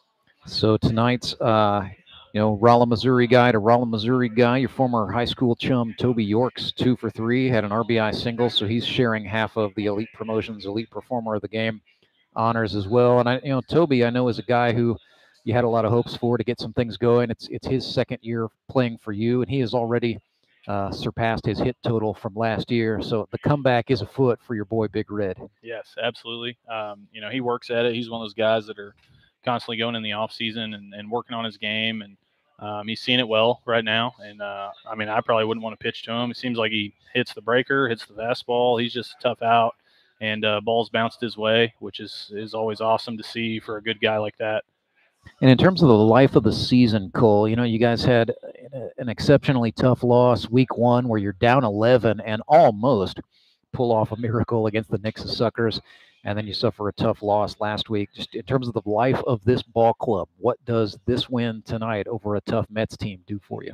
Well, for one, we know that we're a good ball club, and that's been the conversation throughout since we drafted the team and then into the Jamboree weekend. And we were just kind of waiting to put the pieces together. And tonight was the start of that. But all those guys will tell you we've got more in the tank. But pitching and defense, we know we're going to be strong. We just had some some interesting stuff those first 2 weeks that for sure I don't think are indicative of us as a club, and it wasn't tonight. And so I think we're going to roll. I think we're going to be tough to beat. So now we're going to put everybody on notice coming back from Labor Day weekend. Well, you do get the Sunday off, so you'll get to rest up, as will everybody else. And at high noon, Sunday, September 11th, you get the Ozark Mountain Ducks. Maybe a little chance to take it to Austin Kendrick's group. Yeah, no, we're just excited to be on a field, and when you beat the Ducks, which we plan on doing, it's a good feeling. So we're going to get back at it. That is Cole Roark. Well, congratulations on number 100 for you, young man. We will hopefully bring in one of your young charges here. Skylar Henson is going to take the headset. Yeah, we'll just keep it here. Cole, you can hang around. We've got the hard camera now, so it's official on the YouTube channel. Well, Skylar, I mean, first of all, great performance. Just in terms of the win for the team, what does this mean for you? Everything. I mean, wins are what we come out here to play for. So I just think that that's the most important stat in the game, the number of wins you have. So anything I can do to help the team, good with me. Well, you've been around this league a long time. You're quite familiar with some of the guys that were in the Mets lineup tonight. So what's going through your head as you go out there and toe the rubber in the sixth, knowing that you are essentially the guy for the Showmen to go the distance? Yeah, I think first and foremost, throw strikes and keep the hitters off balance. I try to do a good job at keeping the ball around the zone and getting ground balls, making soft contact, and getting outs. I mean, that's what it comes down to, is zeros on the board, and we got enough to win the game. So. Yeah, how about the job of the fielders behind you? You had a lot of work by the guys on the infield, Edwards and Rennie and T-Mac, all helping you out a little bit. Yep. As a sinker baller, I get a lot of ground balls, so it's important that they played good defense, and hats off to them. Had some great plays out there. Yeah. How cognizant are you of your strikeout total this season? I mean, of course I'm aware of it, but to me that's not. I mean, not what we play the game for. It's a cool accolade, and congratulations to Andy. For holding me off for a little bit, but hey, I'll be back next week, or I guess in 2 weeks. But I think this is about to get. I think this is about to get really interesting. I think the race is on now between you and Galley, and I know winning games is job number one, but certainly being king of the mountain again is on your mind as well. Yep, Andy has some nasty stuff, so hats off to him. But yeah, noticed you guys talked right after the game. What did you guys say to each other? I just told him congratulations, man. He's a good buddy of mine. So we played in this league a long time together. Never on the same team, but it's just congratulations to him. Yeah. So I know you've got this is just kind of a big year in your life. Missed some action last week for a wedding shower, getting married like October 22nd. Is that right? Yeah. So how's that going to go with baseball season for you and Mr. Rourke? Should the Showmen be in a tight race? We'll see when we get there. That's kind of a big week in the life of the league, Yeah. We'll see when we get there. All right. That sounds good enough. So, guys, congratulations on a big win tonight, and I'll let you go finish the celebration. Thank you, Rand. Thank you. Skylar Henson, Cole Roark, both two of the all-time greatest strikeout pitchers to ever do it here in the GRBL. And Cole Roark now in the Century Club. Skylar Henson now second all-time with 146 for his career. But like he said, the race is on. So the Showmen grabbing a big win. They improved to 1-2. They knocked the Mets down to 1-2. We will update the standings on the GRBL Facebook page probably a little bit later on tonight. But for all of you who have been with us, whether you just came in for the late action of this game or whether you've been watching GRBL baseball off and on all Sunday long, thank you very much for being with us today. We are off for Labor Day. We may still have a little bit of fun on the YouTube channel and or on our Facebook page before the Labor Day weekend is up, but we will come back in force on Sunday, September the 11th. It will be the Ozark Mountain Ducks hosting the Branson Showmen in the high noon game. Then at 3 o'clock, the Republic Locos take on the Springfield Metropolitans. And then at 6 o'clock, we'll bring you baseball night in the Ozarks. The Knicks Suckers at 3-0 are at the reigning and defending champion Moon City Mavericks. City fell to 0-3 today with a loss at the hands of the Republic Locos. So for all of us, once again, thank you so much for liking and subscribing, but mainly just thank you for enjoying Grip and Rip Baseball. For Commissioner Tony Lewis and for our producer and director, Derek Sako, big thanks to our sponsors at Central Bank of the Ozarks for making this possible. My name is Rance Berger. Good night from Ozark, Missouri.